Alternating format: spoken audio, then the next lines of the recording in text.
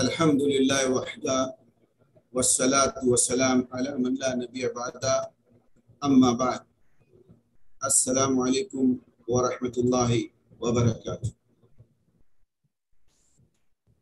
انشاءاللہ العزیز آج کے درس کا عنوان ہے عشرہ ذی الحجہ فضائل و مسائل۔ اس عنوان پر آج فضیلۃ الشیخ شمیم احمد خلیل حفظہ اللہ انشاءاللہ ہمیں قرآن اور صحیح احادیث سے وہ باتیں بتائیں گے کہ جس سے ہم اس آنے والے ذی الحجہ کے مہینے میں پہلے 10 دنوں میں فائدہ حاصل کر سکیں، گناہوں سے بچ سکیں، غلطیوں سے بچ سکیں، اور جو اس کے اندر فضائل ہیں اس کو سمجھ کر اللہ سبحانہ و تعالیٰ سے اس کا ثواب حاصل کرنے کی امید لگا سکیں، اور ساتھ ہی ساتھ ان 10 دنوں میں یعنی حج کے مہینے کا پہلا 10 دن، اس میں آخری یوم عرفہ بھی آتا ہے، یوم النحر بھی آتا ہے، یعنی جس کو ہماری زبان میں بقرہ عید بھی کہتے ہیں، عید الاضحیٰ بھی کہتے ہیں۔ اس میں بھی کافی سارے مسئلے مسائل ہوتے ہیں اور فضیلتیں بھی ہوتی ہیں۔ تو آئے بغیر کوئی تاخیر کے آج ہم اس بہت ہی معلوم یافتہ 10 کی طرف چلتے ہیں اور فضیلۃ الشیخ شمیم احمد خلیل حفظہ اللہ کو قطر سے براہ راست زوم پر سنتے ہیں، دیکھتے ہیں، اور اس درس کو یوٹیوب پر بھی لائیو کیا گیا ہے، فیس بک کے اوپر بھی لائیو کیا گیا ہے، اور دونوں جگہوں سے آپ اس کو سن بھی سکتے ہیں، سوالات بھی کر سکتے ہیں لکھ کر، اور جو زوم میں داخل ہے وہ اپنا ایسا ہاتھ اٹھائے، سوال کرے، جو مرد احباب ہے وہ مائک لے، اپنا کیمرہ بھی کھول سکتے ہیں، اور جو خواتین ہیں وہ صرف ٹیکسٹ میں لکھ کر سوال پوچھیں، انشاءاللہ شیخ محترم اس کا جواب عنایت فرمائیں گے۔ تفضل شیخ۔ السلام علیکم ورحمۃ اللہ وبرکاتہ۔ ان الحمد للہ نحمده ونستعینه ونستغفره ونعوذ باللہ من شرور انفسنا ومن سیئات اعمالنا، من يهده الله فلا مضل له ومن يضلله فلا هادي له، وأشهد أن لا إله إلا الله وحده لا شريك له، وأشهد أن محمدا عبده ورسوله، أما بعد، فإن خير الحديث كتاب الله، وخير الهدي هدي محمد صلى الله عليه وسلم، وشر الأمور محدثاتها، وكل محدثة بدعة، وكل بدعة ضلالة، وكل ضلالة في النار۔ أعوذ بالله السميع العليم من الشيطان الرجيم، من همزه ونفخه ونفثه، بسم الله الرحمن الرحيم، والفجر وليال عشر والشفع والوتر والليل إذا يسر هل في ذلك قسم لذي حجر۔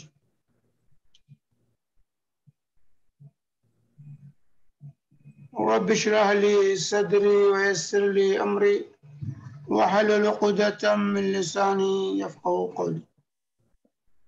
اللهم صل وسلم على عبدك ونبيك محمد وعلى آله وصحبه وسلم۔ محترم سامعین کرام،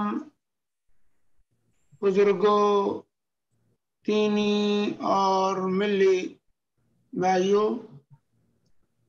اسلامی ماں اور بہنوں، آج کا موضوع آپ کے سامنے بیان کیا جا چکا ہے، عشرہ ذی الحجہ فضائل و مسائل۔ ہم اب عشرہ ذی الحجہ میں داخل ہونے والے ہیں،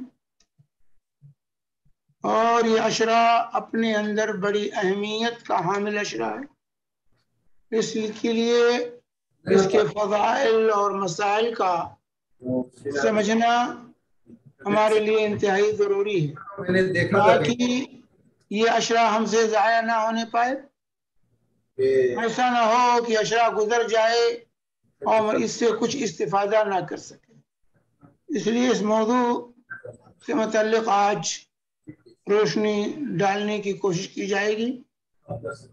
تو آئیے ہم اس عشرے کے اولاً فضائل پر نظر ڈالتے ہیں اور پھر اس کے مسائل کو سمجھنے کی کوشش کریں گے انشاءاللہ العزیز۔ یہ عشرہ بڑی اہمیت کا حامل عشرہ ہے، اور مختلف وجوہ سے اس کی اہمیت سال کے تمام دنوں پر فوقیت رکھتی ہے، یہ واضح ہونا چاہیے۔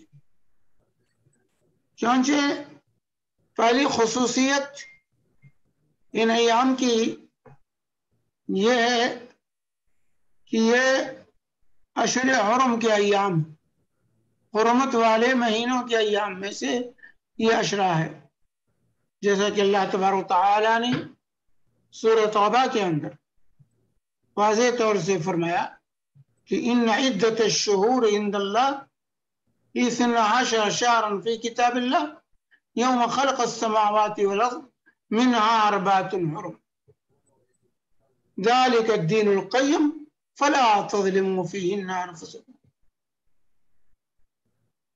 کہ مہینوں کی گنتی اللہ رب العالمین کے ہاں اس دن سے، اللہ کی کتاب میں اس دن سے جس دن زمین و آسمان کی تخلیق ہوئی 12، ان میں سے 4 مہینے حرمت کے مہینے ہیں، اور یہی دین قیم کے اصول اور ضابطے ہیں،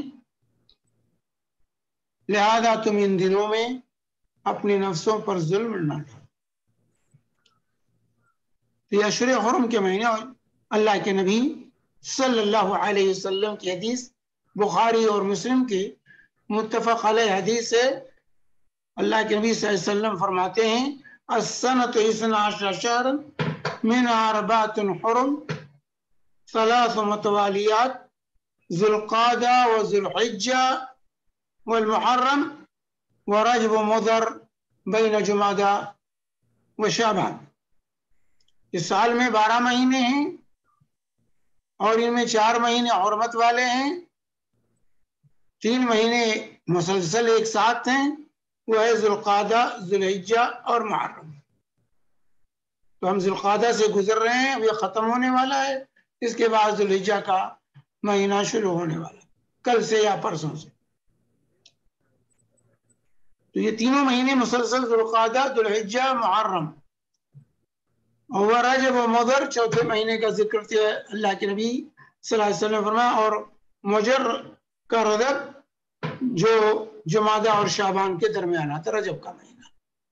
یہ 4 مہینے قابل احترام مہینہ قرار دیا گیا ہے، ان 4 مہینوں کو سال کے بھر کے مہینوں میں خصوصیت عطا کی گئی کہ ان کو حرمت والا مہینہ قرار دیا گیا۔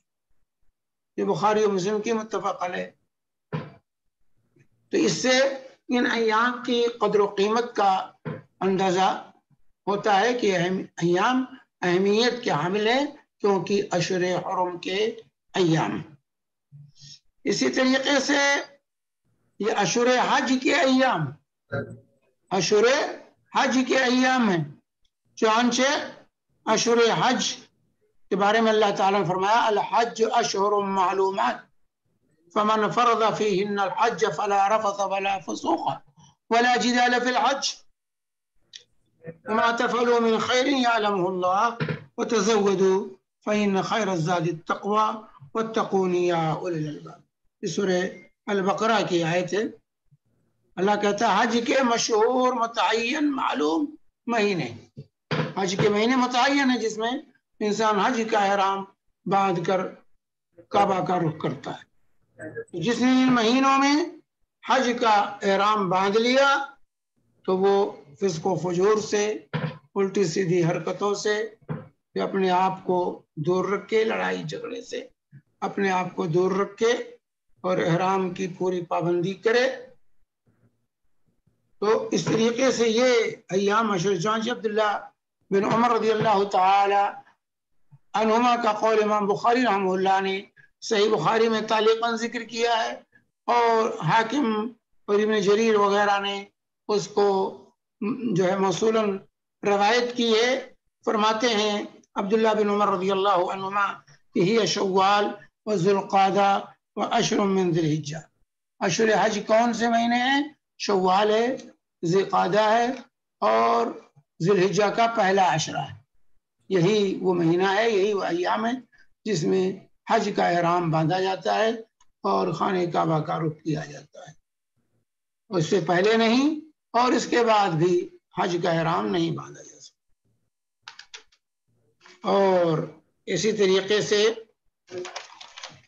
ابن عباس رضی اللہ تعالی عنہما کی بھی روایت اشہر حج کے بارے میں کہتے ہیں کہ جو ہے حج کا احرام اشہر حج ہی میں باندھا جائے گا، اس سے پہلے نہیں باندھا جا سکتا۔ دیکھیے المجموع امام النووی اور اسی طریقے سے دیگر مصنفین نے بھی اس کو ذکر کیا۔ تو اشہر حج کے ایام، اسی طرح تیسری خصوصیت ان ایام کی کہ اللہ تعالیٰ نے قرآن پاک کے اندر ان ایام کی قسم کھائی، ان ایام کی قسم کھائی ہے، اور اللہ عظیم ہے اور عظیم چیزوں ہی کی قسم کھائے گا، گھٹیا چیزوں کی قسم نہیں کھائی جاتی۔ تو اللہ کا ان دنوں کی قسم کھانی اس بات کی دلیل ہے کہ یہ عظیم دن ہے۔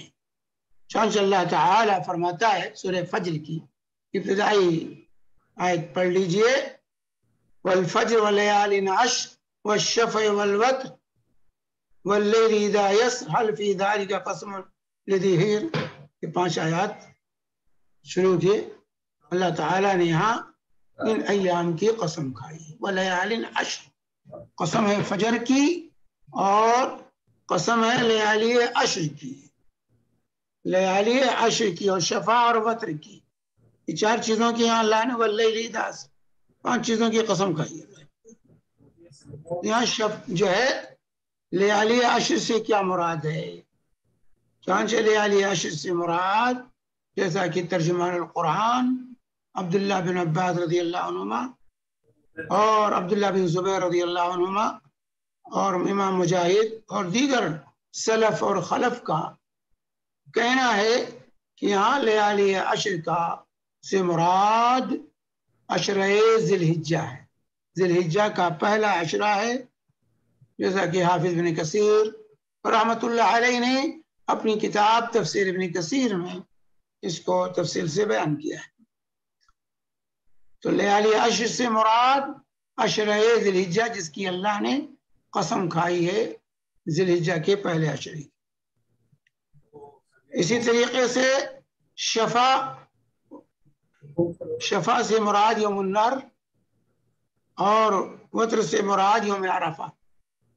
یوم النحر یعنی قربانی کا دن 10ویں ذی الحجہ، یوم النحر کہتے ہیں 10ویں ذی الحجہ کو، اور 9ویں ذی الحجہ کو یوم عرفہ کہا جاتا ہے۔ شفع سے مراد 10ویں ذی الحجہ اور وتر سے مراد 9ویں ذی الحجہ کی تاریخ ہے، جیسا کہ عبداللہ بن عباس رضی اللہ عنہما نے اس آیت کریمہ کی تفسیر میں بیان کیا ہے، جس کو حافظ ابن کثیر رحمۃ اللہ علیہ نے تفسیر ابن کثیر میں ذکر کیا ہے۔ تو اس طریقے سے ان ایام کی اللہ نے قسم کھائی، ایک تو پورے عشرے کی قسم، پھر 10ویں تاریخ کی، پھر اور 9ویں تاریخ کی، ان ایام میں قسم کھا کر اس کے مقام کو اللہ تبارک و تعالیٰ نے اجاگر کر دیا ہے، اس کی عظمت کی طرح رہنمائی کر دی ہے کہ ایام بڑے عظیم ایام ہیں، ان کی طرف توجہ دینا یہ انتہائی ضروری ہے۔ اسی طریقے سے ایامی معلومات ہیں جن میں ہمیں ذکر کی تلقین کی گئی ہے قرآن پاک کے اندر۔ چنانچہ اللہ تعالیٰ فرماتا ہے وَيَذْكُرُ اسْمَ اللَّهِ فِي أَيَّامٍ مَّعْلُومَاتٍ عَلَىٰ مَا رَزَقَهُم مِّن بَهِيمَةِ الْأَنْعَامِ، کہ اللہ کا نام کا ذکر کریں معلوم متعین دنوں میں۔ تو یہاں اللہ تعالیٰ نے ذکر کی رغبت دلائی ہے ان دنوں کے اندر، اور ایام معلومات سے مقصود عشر ذی الحجہ ہے، جیسا کہ ترجمان القرآن ابن عباس اور اسی طرح عبداللہ بن عمر رضی اللہ عنہما نے اس کی تفسیر میں بیان فرمایا ہے۔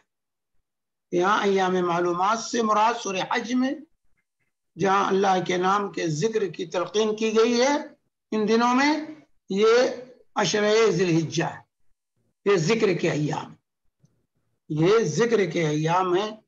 اللہ تعالیٰ نے ان ایام کو ذکر کے لیے متعین کر رکھا ہے۔ جمہور علماء امت نے یہی تفسیر بیان کی۔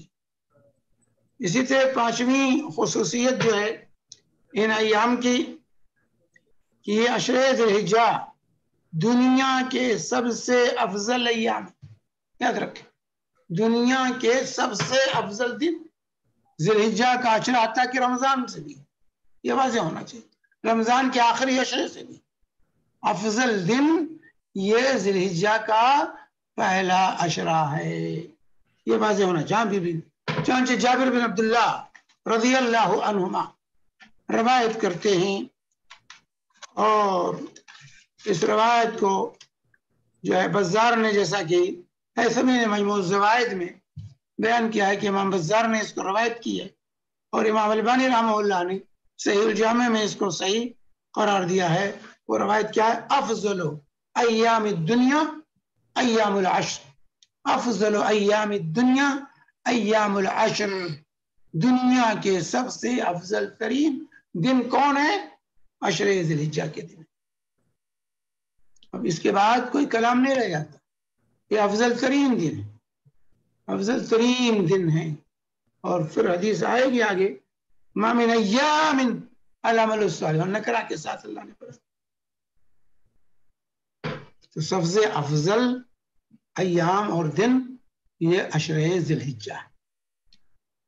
اسی طریقے سے اس عشرے کی خصوصیت، کس عشرے میں یوم عرفہ، اور یوم عرفہ کی خصوصیت اگر سمجھ میں آ جائے، اس عشرے کی خصوصیت دوبارہ ہوتی ہے یوم عرفہ یہ تکمیل دین کا دن ہے۔ یوم عرفہ 9 تاریخ ذی الحجہ کی، یہ تکمیل دین کا وہ دین جو سیدنا آدم علیہ السلام سے شروع ہوا تھا، اور مختلف تقریباً 1,24,000 انبیاء کرام سے منتقل ہوتا ہوا جناب محمد الرسول اللہ صلی اللہ علیہ وآلہ وسلم تک پہنچا تھا۔ یہ تمام پورے پیریڈ میں دین کی تکمیل نہیں ہوئی تھی۔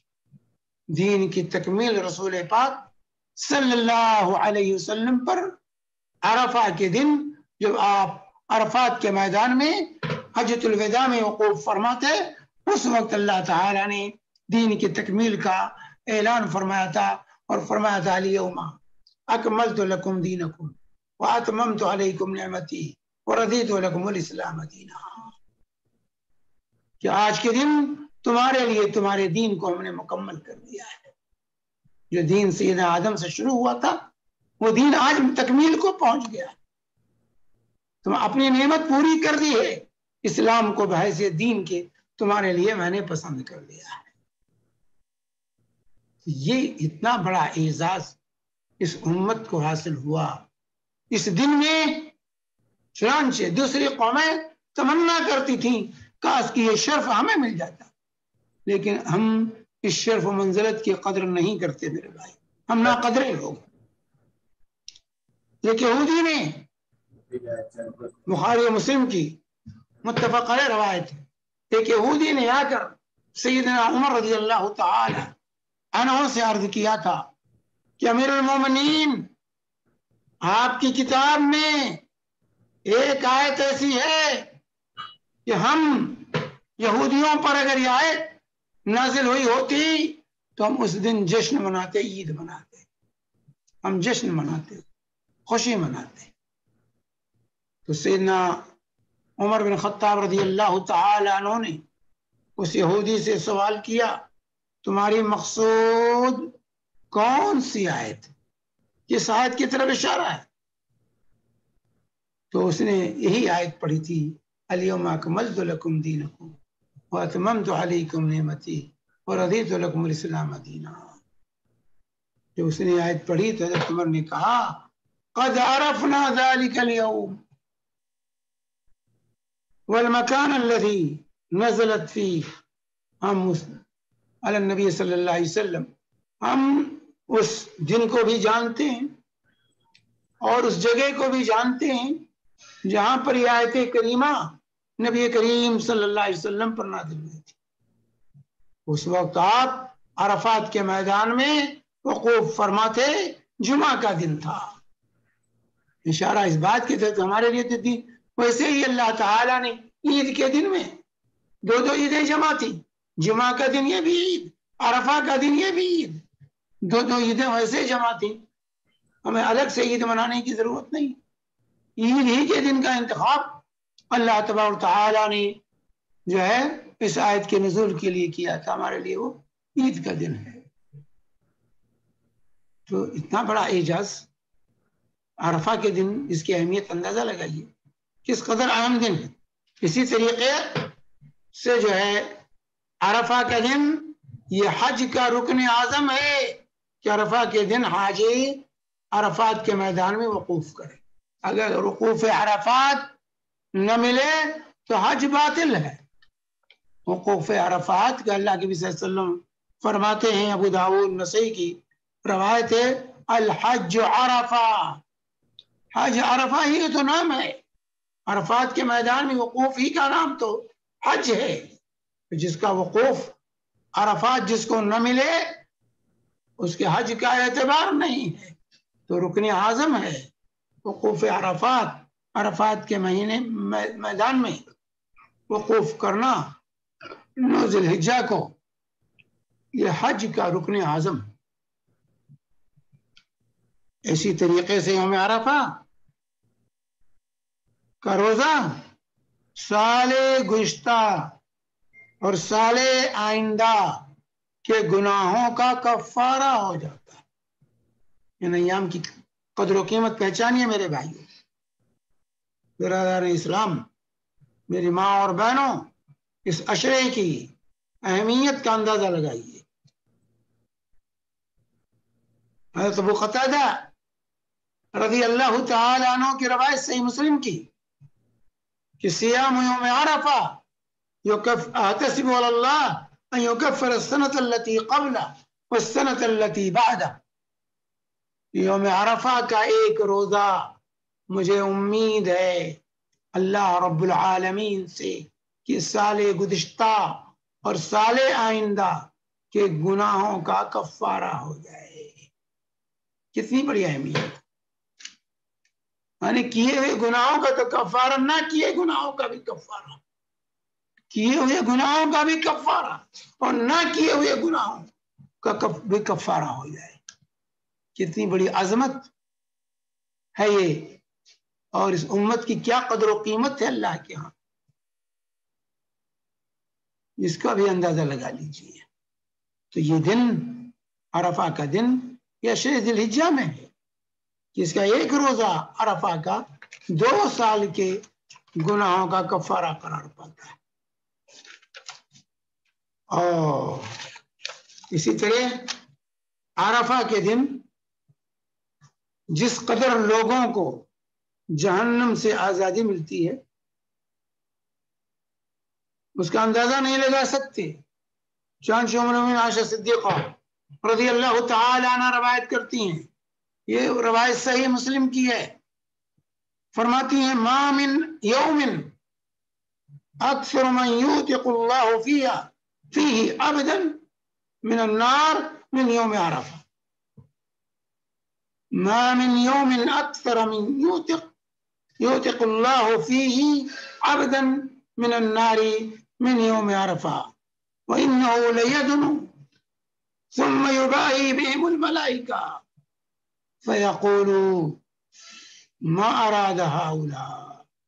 صحیح مسلم کی حدیث ہے کہ عرفہ کے دن سے بڑھ کر کسی دن اللہ تعالی لوگوں کو جہنم سے آزاد نہیں کرتا ہے. اللہ تعالیٰ اپنے بندوں سے قریب ہوتا ہے عرفہ کے دن، اور پھر فرشتوں پر فخر کرتے ہوئے کہتا اللہ تعالیٰ فرشتوں سے کہتا ہے کہ میرے ان بندوں کو دیکھو، یہ کس لیے یہاں آئے ہیں، کیا ان کا ارادہ ہے، کیا نیت ہے، کیا عزائم لے کر آئے ہیں، کیا چاہتے ہیں میرے بندے. اور اسی طرح عرفہ کے دن کے دعا کو اللہ کے نبی صلی اللہ علیہ وسلم نے بہترین دعا قرار دی ہے. چنانچہ ترمذی کی روایت ہے، عبداللہ بن عمرو بن عاص رضی اللہ عنہما راوی ہیں کہ خیر الدعاء دعا یوم عرفہ، بہترین دعا عرفہ کے دن کی دعا ہے. کتنے فضائل، کتنے برکات، اندازہ لگے گی میرے بھائیوں ہم کس قدر جو ہے غافل ہیں، کس قدر غفلت برتتے ہم اپنے ایام کو، اپنی قیمتی اوقات کو لو لعب میں گزار دیتے ہیں. اللہ کے نبی صلی اللہ علیہ وسلم فرماتے ہیں کہ خیر الدعاء دعا یوم عرفہ، بہترین دعا عرفہ کے دن کی دعا ہے. کتنے لوگ ہیں جو حج کرنے عرفات کے میدان میں جو پہنچتے ہیں وہ بھی دوسری چیزوں میں مشغول رہتے ہیں. کہاں کھانا تقسیم ہو رہا ہے، کہاں پانی تقسیم ہو رہا ہے، کہاں جوس تقسیم ہو رہا ہے، اس کو لوٹنے کے لیے اور اس کو جمع کرنے کے چکر میں لگے، پکنک منانے کے لیے بےتاب رہتے ہیں، فوٹو نکالنے کے لیے، سیلفی تیار کرنے کے لیے اس مقدس دن کو ضائع کر دیتے ہیں. کتنی بڑی محرومی، کتنی بڑی محرومی. تو خیر الدعاء دعا یوم عرفہ، اللہ کے بھی فرماتے ہیں بہترین دعا عرفہ کے دن کی دعا ہے. وخیر ما قلت انا والنبیون من قبلی لا الہ الا اللہ وحدہ لا شریک لہ لہ الملک ولہ الحمد وہو علی کل شیء قدیر. اور سب سے بہترین کلمہ جو میں نے کہا اور ہم سے پہلے انبیاء کہتے رہے ہیں وہ کیا ہے؟ وہ کون سا کلمہ ہے میرے بھائیو؟ لا الہ الا اللہ وحدہ لا شریک لہ لہ الملک ولہ الحمد وہو علی کل شیء قدیر. ہم من گڑت وظیفوں کے چکر میں رہتے ہیں، ہم من گڑت وظیفوں کے چکر میں رہتے ہیں. پیر صاحب نے کیا وظیفہ دیا ہے اس کو پڑھو بھائی. نہیں، جو اللہ کے نبی صلی اللہ علیہ وسلم نے جو ذکر بتلایا ہے وہ خیر ہے میرے بھائی. دوسروں کے من گڑت وظیفے اس کا مقابلہ نہیں کر سکتے. من گڑت وظیفوں میں رہیں گے پیچھے رہ جائیں گے. اسی طریقے سے عرفہ کے دن، یہ عرفہ کا دن بھی حجاج کے لیے عید کا دن ہے، حجاج کرام کے عید کا دن ہے. یہ عقبہ بن عامر رضی اللہ تعالی عنہ کی روایت ہے، ابو داؤد، ترمذی، نسائی، مسند احمد وغیرہ کی صحیح حدیث ہے. یوم عرفہ و یوم النحر و ایام منی عیدنا اہل الاسلام. عرفہ کا دن، یوم النحر کا دن، قربانی کا دن، 10ویں ذی الحجہ کا دن، اور منی کے ایام، ایام تشریق، یہ عیدنا اہل الاسلام، یہ ہم مسلمانوں کی عید کا دن، یہ عید ہے ہماری، یہ عید کے ایام. اسی طریقے سے عرفہ کی خصوصیت اس دن کی کہ عرفہ میں وقوف کرنے والوں پر اللہ تبارک و تعالی ملائکہ کے سامنے فخر کرتا ہے. ابو ہریرہ رضی اللہ تعالی عنہ راوی فرماتے ہیں ان اللہ یباہی بأہل عرفات اہل السماء فیقول لهم انظروا الى عبادی جاؤونی شعثا غبرا. اللہ تبارک تعالی اہل عرفات پر فخر کرتے ہوئے جو ہے کہتا ہے اہل سما سے، آسمان فرشتوں سے کہتا ہے کہ دیکھو میرے ان بندوں کو کس طرح پراگندہ حالت میں یہاں بال بکھرے ہوئے ہیں، کپڑے جو ہے ملے کچیلے ہو چکے ہیں، اور کس طریقے سے یہ لوگ میرے خاطر اس میدان میں جو ہے کھڑے ہیں اور دعاؤں میں مشغول ہیں. کس لیے آئے ہیں یہ؟ دیکھو کس طرح میری طلب ہے ان لوگوں کو. یہ صحیح ابن حبان، صحیح ابن خزیمہ وغیرہ کی صحیح روایت ہے. امام الباری نے بھی اس کو صحیح الجامع میں صحیح قرار دیا. تو اس طریقے سے یوم عرفہ کا اس عشرے میں ہونا اس عشرے کی اہمیت کو دوبالا کرتا ہے اور ہمیں اس بات کی دعوت دیتا ہے کہ ہم ان ایام کی قدر و قیمت کو پہچانیں، اس کی قدر کر لیں. اسی طرح اس عشرے میں یوم النحر یعنی 10ویں ذی الحجہ کو یوم النحر اسی عشرے کے اندر ہے، عشرے ذی الحجہ کے اندر.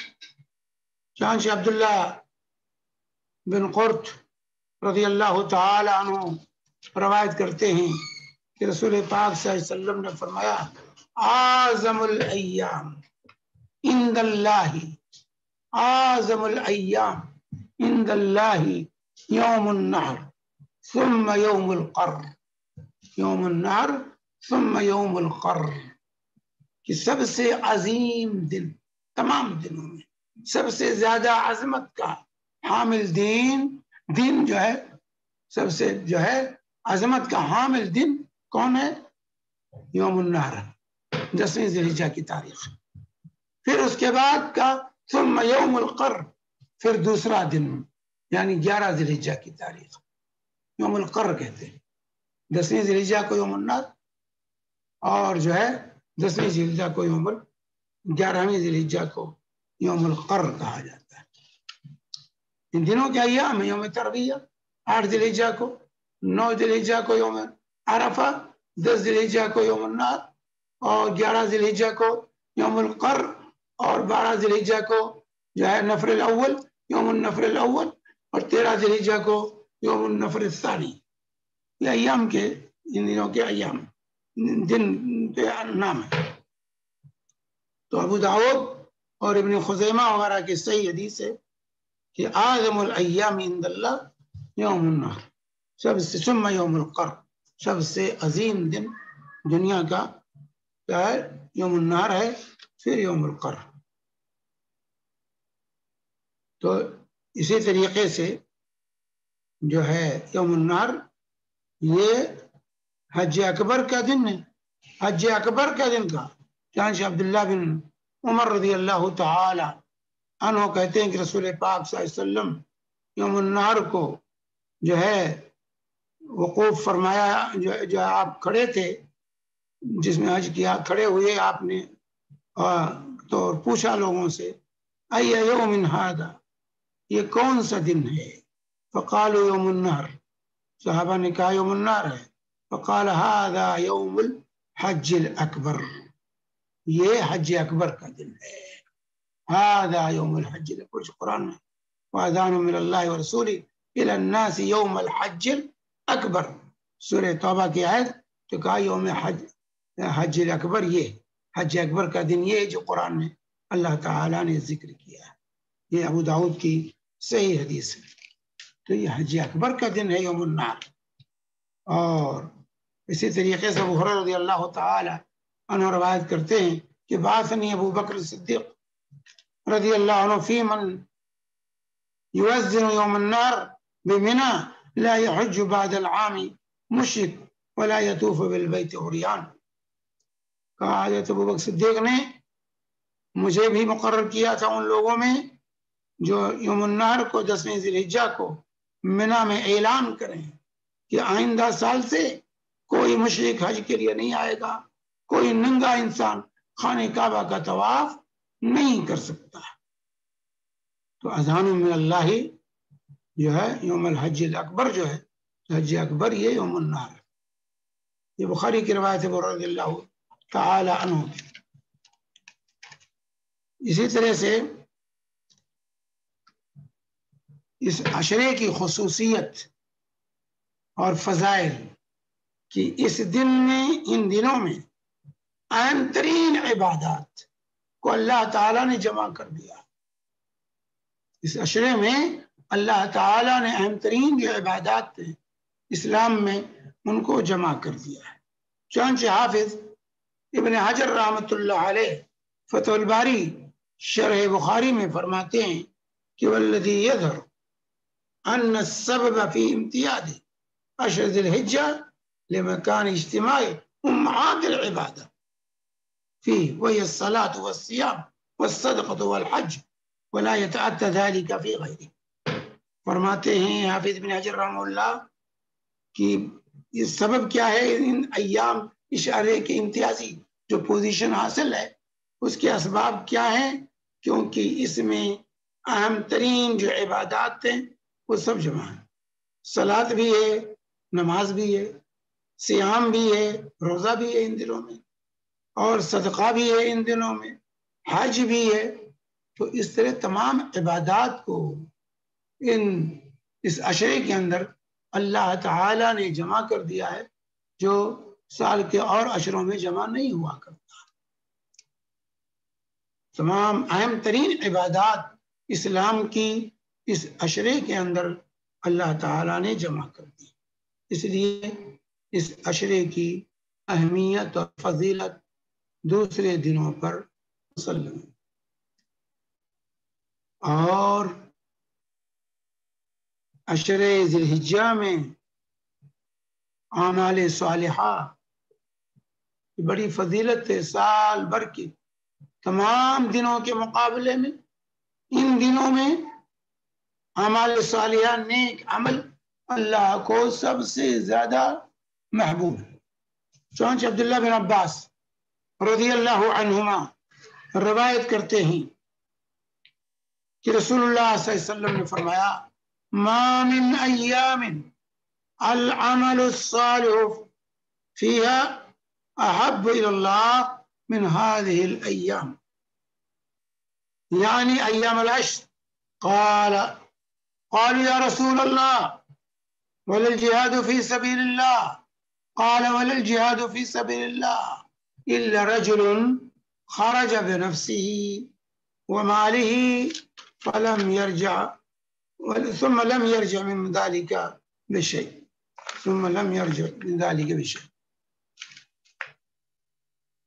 یہ بخاری، ابو داؤد، ترمذی، ابن ماجہ وغیرہ کی حدیث ہے۔ کہتے ہیں کہ کوئی دن ایسے نہیں ہے جس میں اللہ کو اعمال صالحہ ان دنوں کے بنسبت زیادہ محبوب ہے۔ صحابہ نے عرض کیا کہ ولل جہاد فی سبیل اللہ، دوسرے دنوں میں جہاد فی سبیل اللہ کو بھی یہ مقام حاصل نہیں۔ قال ولل جہاد فی سبیل اللہ، دوسرے دنوں میں جہاد فی سبیل اللہ کو بھی یہ مقام نہیں مل سکا۔ الا رجل، الا ایک انسان اپنی جان، اپنا مال لے کر جہاد میں جائے اور نہ جان واپس آئے نہ مال واپس آئے، تو شہید کا مقام چونکہ بڑا ہوا ہے، اس کا درجہ بلند ہے۔ لیکن عام اعمال صالحہ کوئی بھی جہاد بھی یہ اہمیت نہیں رکھتا ہے دوسرے دنوں میں ان دنوں کے بنسبت۔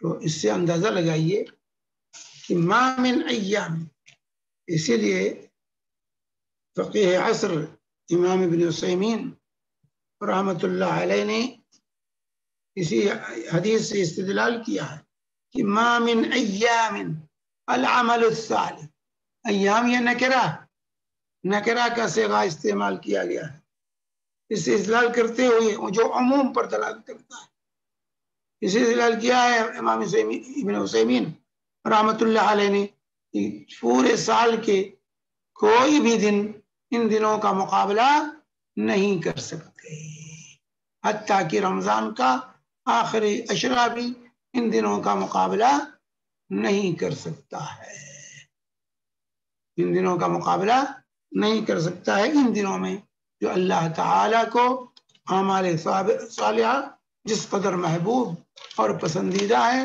اور جس قدر اللہ تعالیٰ ان کی قدر کو پہچانتا ہے، ایسے کوئی دن نہیں ہے۔ تو یہ تو اس عشرے کے فضائل اور برکات کا اختصار کے ساتھ تذکرہ تھا۔ آئیے اس کے اعمال دیکھتے ہیں کہ مسائل کیا ہیں، ہمیں ان دنوں میں کیا کرنا چاہیے۔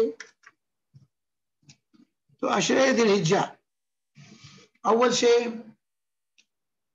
جب یہ عشرہ آ رہا ہے تو اس کا استقبال انسان کو توبہ استغفار سے کرنا چاہیے۔ اللہ تعالیٰ کے ارشاد ہے وَتُوبُوا إِلَى اللَّهِ جَمِيعًا أَيُّهَا الْمُؤْمِنُونَ لَعَلَّكُمْ تُفْلِحُونَ۔ سورہ نور، اے مومنوں تم اللہ سے مل کر توبہ کرو تاکہ تم کامیاب ہو جاؤ۔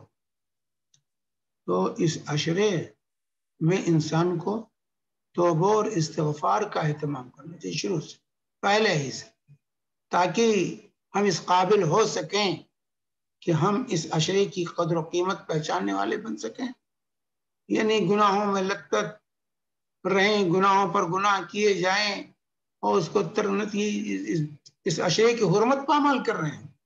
اگر ہم توبہ نہیں کرتے ہیں، گناہوں سے باز نہیں آتے ہیں، تو اس عشرے کی حرمت کو ہم پامال، کیونکہ اللہ تعالیٰ نے کیا کہا فَلَا تَظْلِمُوا فِيهِنَّ أَنفُسَكُمْ، اپنے نفسوں پر ظلم نہ ڈاؤ ان دنوں میں۔ یعنی تو پورے سال کا معاملہ ہے، لیکن ان دنوں میں خصوصیت کے ساتھ اس کا اہتمام کرنا، اسی لیے توبہ اور استغفار یہ ضروری ہمارے لیے، اس عشرے میں ہم توبہ اور استغفار کو لازم کریں۔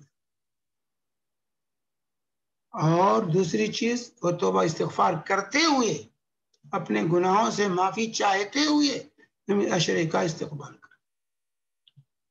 ثانیاً، اس عشرے سے استفادے کا عزم مصمم ہو، نیت خالصہ ہو۔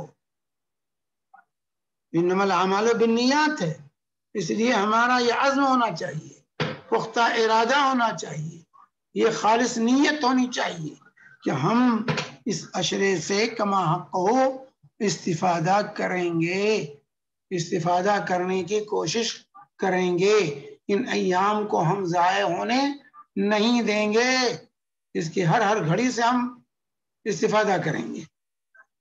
چنانچہ اللہ تعالیٰ فرماتا ہے وَالَّذِينَ جَاهَدُوا فِينَا لَنَهْدِيَنَّهُمْ سُبُلَنَا وَإِنَّ اللَّهَ لَمَعَ الْمُحْسِنِينَ۔ سورہ عنکبوت کی آیت ہے کہ جو لوگ ہمارے سلسلے میں محنت کرتے ہیں، کوشش کرتے ہیں، آگے بڑھنے کے عزم و حوصلہ رکھتے ہیں، تو ہم انہیں اپنے راستے کی رہنمائی کرتے ہیں۔ جو ہماری نیت ہی ڈگمگ ہو اور ہمارے ارادے ہی کمزور ہوں تو پھر اللہ کی عنایتیں ہم پر نہیں ہوتی، لیکن جب ہم عزم مصمم کر لیں، پختہ ارادہ کر لیں، تو پھر اللہ تبارک و تعالی ہمیں توفیق دیتا ہے۔ اس لیے میرے بھائیوں، ہمیں اپنے عزم اور حوصلے کو، اپنی نیت کو بالکل خالص کر لینا چاہیے اور پورے عزم اور حوصلے کے ساتھ اس عشرے کا استقبال کرنا چاہیے۔ تیسری چیز ہے، مسئلہ یہ ہے کہ اس عشرے میں گناہوں سے، معصیت کے کاموں سے دور بھاگنے کی کوشش کریں تاکہ اس کی حرمت پامال نہ ہونے پائے۔ یہ کہ فَلَا تَظْلِمُوا فِيهِنَّ أَنفُسَكُمْ، ان دنوں میں اپنے نفسوں پر ظلم نہ ڈاؤ۔ معصیت جب انسان کرتا ہے تو کسی دوسرے پر ظلم نہیں کرتا، اپنے اوپر ظلم کرتا، اور اس کی اس معصیت کا وبال اسی کے سر ہوتا، اس لیے اللہ نے اس کو ظلم قرار دیا، کہا فلا تظلموا فیہن انفسکم، اپنے نفسوں پر ان دنوں میں ظلم نہ کرو۔ انسان جب گناہ کرتا ہے تو اپنا نقصان پہنچاتا ہے، اپنے اوپر ظلم ڈالتا ہے، اس کا خمیازہ اسی کو بھگتنا پڑے گا۔ تو گناہ اور معصیت کے کاموں سے ان دنوں میں بار بار بچنا چاہیے، دوسرے دنوں میں پورے سال بچیے، لیکن اس میں زیادہ ہے تو کیوں کی میرے بھائی، ایسے مثال کے طور پر شراب پینا یہ جرم ہے، گناہ کبائر میں سے شراب نوشی۔ اب اگر یہی شراب انسان مسجد میں بیٹھ کے پیے، ایک شراب ایک شخص اپنے گھر میں پیتا ہے، ایک ہے مسجد میں بیٹھ کے شراب پیتا ہے، تو مسجد میں شراب پینا بھی حرام ہے، گھر میں پینا بھی حرام ہے، لیکن چونکہ مسجد کی حرمت پامال ہو رہی ہے، اس لیے شراب نوشی کی سنگینی بڑھ جاتی ہے۔ تو گناہ کبھی بھی کریں گناہ ہے، لیکن اس عشرے میں گناہ کریں گے تو اس کی سنگینی بڑھ جائے گی، اس کی سنگینی بڑھ جائے گی، اس لیے پھونک پھونک کر قدم رکھنے کی ضرورت ہے۔ اور اس عشرے کے اندر ہر طرح کے نیک اعمال، ہر طرح کا نیک عمل کرنے کی کوشش کرنی چاہیے، جو نیک عمل بھی آپ کر سکتے ہیں، جو نیک عمل آپ کر سکتے ہو اس عشرے میں کرنے کی کوشش کریں، جن کو شریعت نے نیک عمل قرار دیا،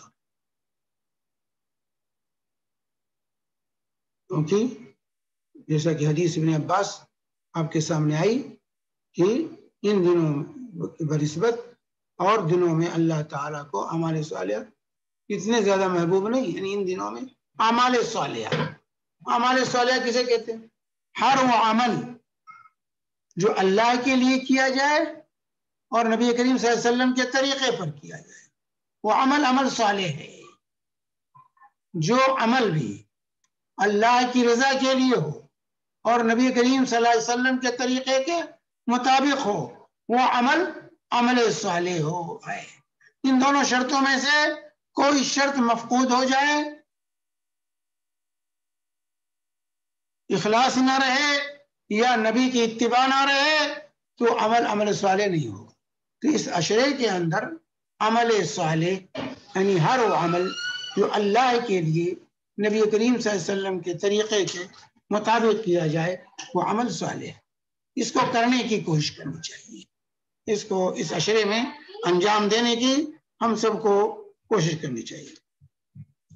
اسی طرح اس عشرے کے اندر فرائض کی پابندی کے ساتھ نوافل میں کثرت ہونی چاہیے، فرائض کی پابندی کے ساتھ نوافل میں کثرت ہونی چاہیے، چنانچہ اللہ کے نبی صلی اللہ علیہ وسلم فرماتے ہیں، صحیح بخاری کی روایت ہے، وما تقرب الی عبدی بشیء احب الی مما افترضته علیہ ولا يزال عبدی يتقرب الی بالنوافل حتی احبہ۔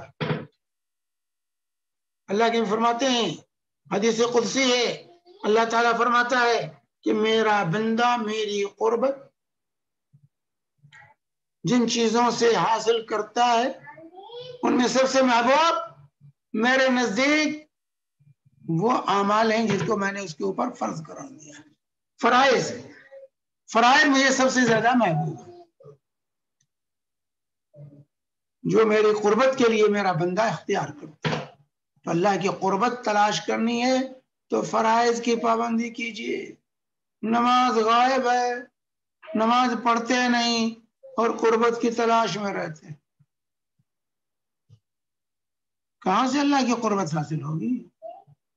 فرائض سے اللہ کی قربت حاصل ہوتی ہے، پہلے فرائض کی پابندی کیجیے۔ نہیں وہ فلاں پیر کے ہاتھ پر بیعت کر لیا ہے نا، پیر اور فقیر کے ہاتھ پر بیعت کرنے سے جو ہے اللہ کی قربت نہیں ملتی اور اللہ سے دوری حاصل ہوتی. یاد رکھیں، پیروں کے ہاتھ پر بیعت کرنا اللہ سے دوری اختیار کرنا ہے. اللہ کی غلامی میں اپنے آپ کو دینے کی بجائے پیروں اور فقیروں کی غلامی میں اپنے آپ کو انسان دے دیتا ہے. شرک کا دروازہ یہیں سے کھلتا ہے. تو یہاں اللہ تعالی فرماتا ہے کہ میرا بندہ میری قربت سب سے زیادہ ان چیزوں سے حاصل کرتا ہے جو میں نے اس پر فرض، یہی مجھے سب سے زیادہ محبوب ہے. وَلَا يَزَالُ عَبْدِي يَتَقَرَّبُ إِلَيَّ بِالنَّوَافِلِ، اور میرا بندہ جب نوافل میں کثرت کرتا ہے، فرائض کے ساتھ ساتھ نفل عبادات سنن نوافل کا اہتمام کرتا ہے، تو میں اسے حتی احبہ، میں اسے اپنا محبوب بنا لیتا ہوں. اللہ کی محبت حاصل ہو جاتی ہے، اللہ کی محبوبیت مل جاتی ہے انسان کو جب فرائض کے ساتھ ساتھ نفلی عبادات میں انسان آگے بڑھتا ہے. تو یہ ہونا چاہیے سشری کے فرائض اور نوافل کا اہتمام کیجیے. یہاں لوگ نماز پڑھنے والے فرض پڑھ لیں گے، سنت نہیں پڑھیں گے، سنت پڑھتے ہی نہیں، فرض پڑھ لیا کافی ہے. میرے بھائیوں، یہ بہت بڑی محرومی ہے. اسی طرح اس عشرے میں جو قربانی کرنے والے ہیں وہ لوگ اپنے ناخن نہ تراشیں، نہ بال کاٹیں.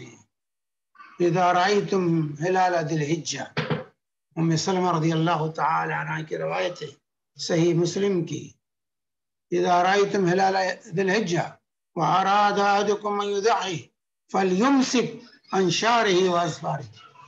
جب ذی الحجہ کا چاند نکل آئے اور تمہارا ارادہ قربانی کرنے کا ہے تو تم اپنے بال اور ناخن نہ تراشو. تو جو قربانی کرنے والا ہے، یہاں غلط فہمی میں واضح کر دوں ذرا.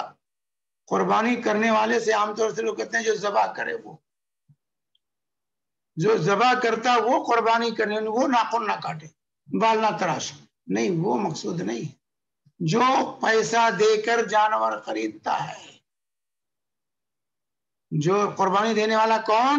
وہ سا جو پیسے خرچ کر کے قربانی خرید کے لاتا ہے اور قربانی دلاتا ہے، چاہے خود ذبح کرے چاہے دوسرا کوئی ذبح کرے، وہ مقصود ہے. اس کے پر یہ ذمہ داری عائد ہوتی ہے. فلا یاخذ من شعرہ ولا من اظفارہ، چاہے وہ ذبح کرے یا ذبح نہ کرے، کسی دوسرے سے لا کے ذبح کرائے. لیکن یہ پابندی اس کے سر ہے جو قربانی دینے والا ہے، اس کی ذمہ داری ہے. اسی طرح اس عشرے کے اندر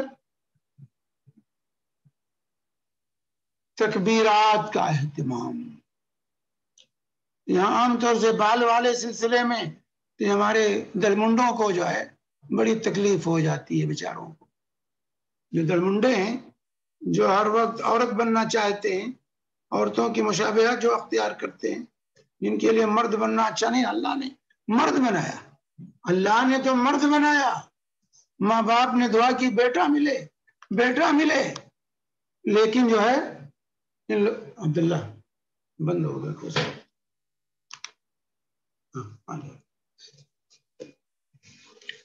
جو ہے ماں باپ دعا کرتے رہے کہ اللہ بیٹا عطا کر، بیٹا عطا کر. اللہ نے بیٹا دیا، لیکن بیٹا بیٹا نہیں رہنا چاہتا، بیٹی بننا چاہتا. روزانہ استرا لے کر صاف کرتا رہتا ہے. حج کے موقع پر یہ جو ہے قربانی کے موقع سے مولانا آپ کیا کریں،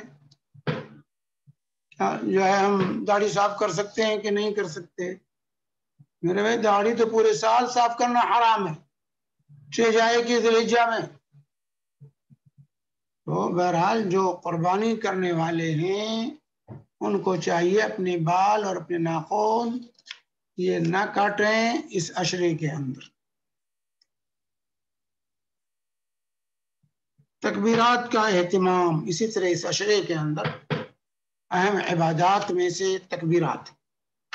تکبیرات کا اہتمام کرنا چاہیے اس عشرے کے اندر۔ عبداللہ بن عمر، ایک تو عام تکبیرات دو طرح کی، ایک تو عام تکبیر ہے، ایک خاص تکبیر ہے۔ تو تکبیرات کا اہتمام، عام تکبیرات کا کی ابتدا چاند رات سے شروع ہو جانی چاہیے، چاند دیکھنے کے بعد سے تکبیرات کا اہتمام شروع ہو جانا چاہیے 13 تاریخ کے مغرب تک۔ چاند رات سے شروع کر کے 13 تاریخ کے مغرب تک جو ہے تکبیرات کا اہتمام ہونا چاہیے۔ عام تکبیر، چلتے پھرتے، اٹھتے بیٹھتے، آتے جاتے تکبیر پڑھتے رہنا چاہیے۔ چنانچہ عبداللہ بن عمر رضی اللہ تعالی عنہ کی روایت ہے کہ رسول پاک صلی اللہ علیہ وسلم نے فرمایا: ما من ایام اعظم عند اللہ ولا احب العمل فیہن من ایام العشر فاکثروا فیہن من التہلیل والتکبیر والتحمید۔ رسول پاک صلی اللہ علیہ وسلم نے فرمایا کہ اللہ رب العالمین کے ہاں سب سے عظیم دن، اور سب جو ہے، اور اس کے علاوہ کوئی دن سب سے عظیم نہیں ہے، اور نہ ہی کوئی دن ایسے ہیں ان کے مقابلے میں جس میں اعمال صالحہ اللہ کو زیادہ محبوب ہوں۔ لہذا ان ایام میں تم کثرت سے تحلیل، تکبیر، تسبیح، تحمید کیا کرو، یعنی اللہ اکبر، لا الہ الا اللہ، الحمدللہ کے کلمات کثرت سے پڑھا کرو ان ایام کے اندر، اس عشرے کے اندر۔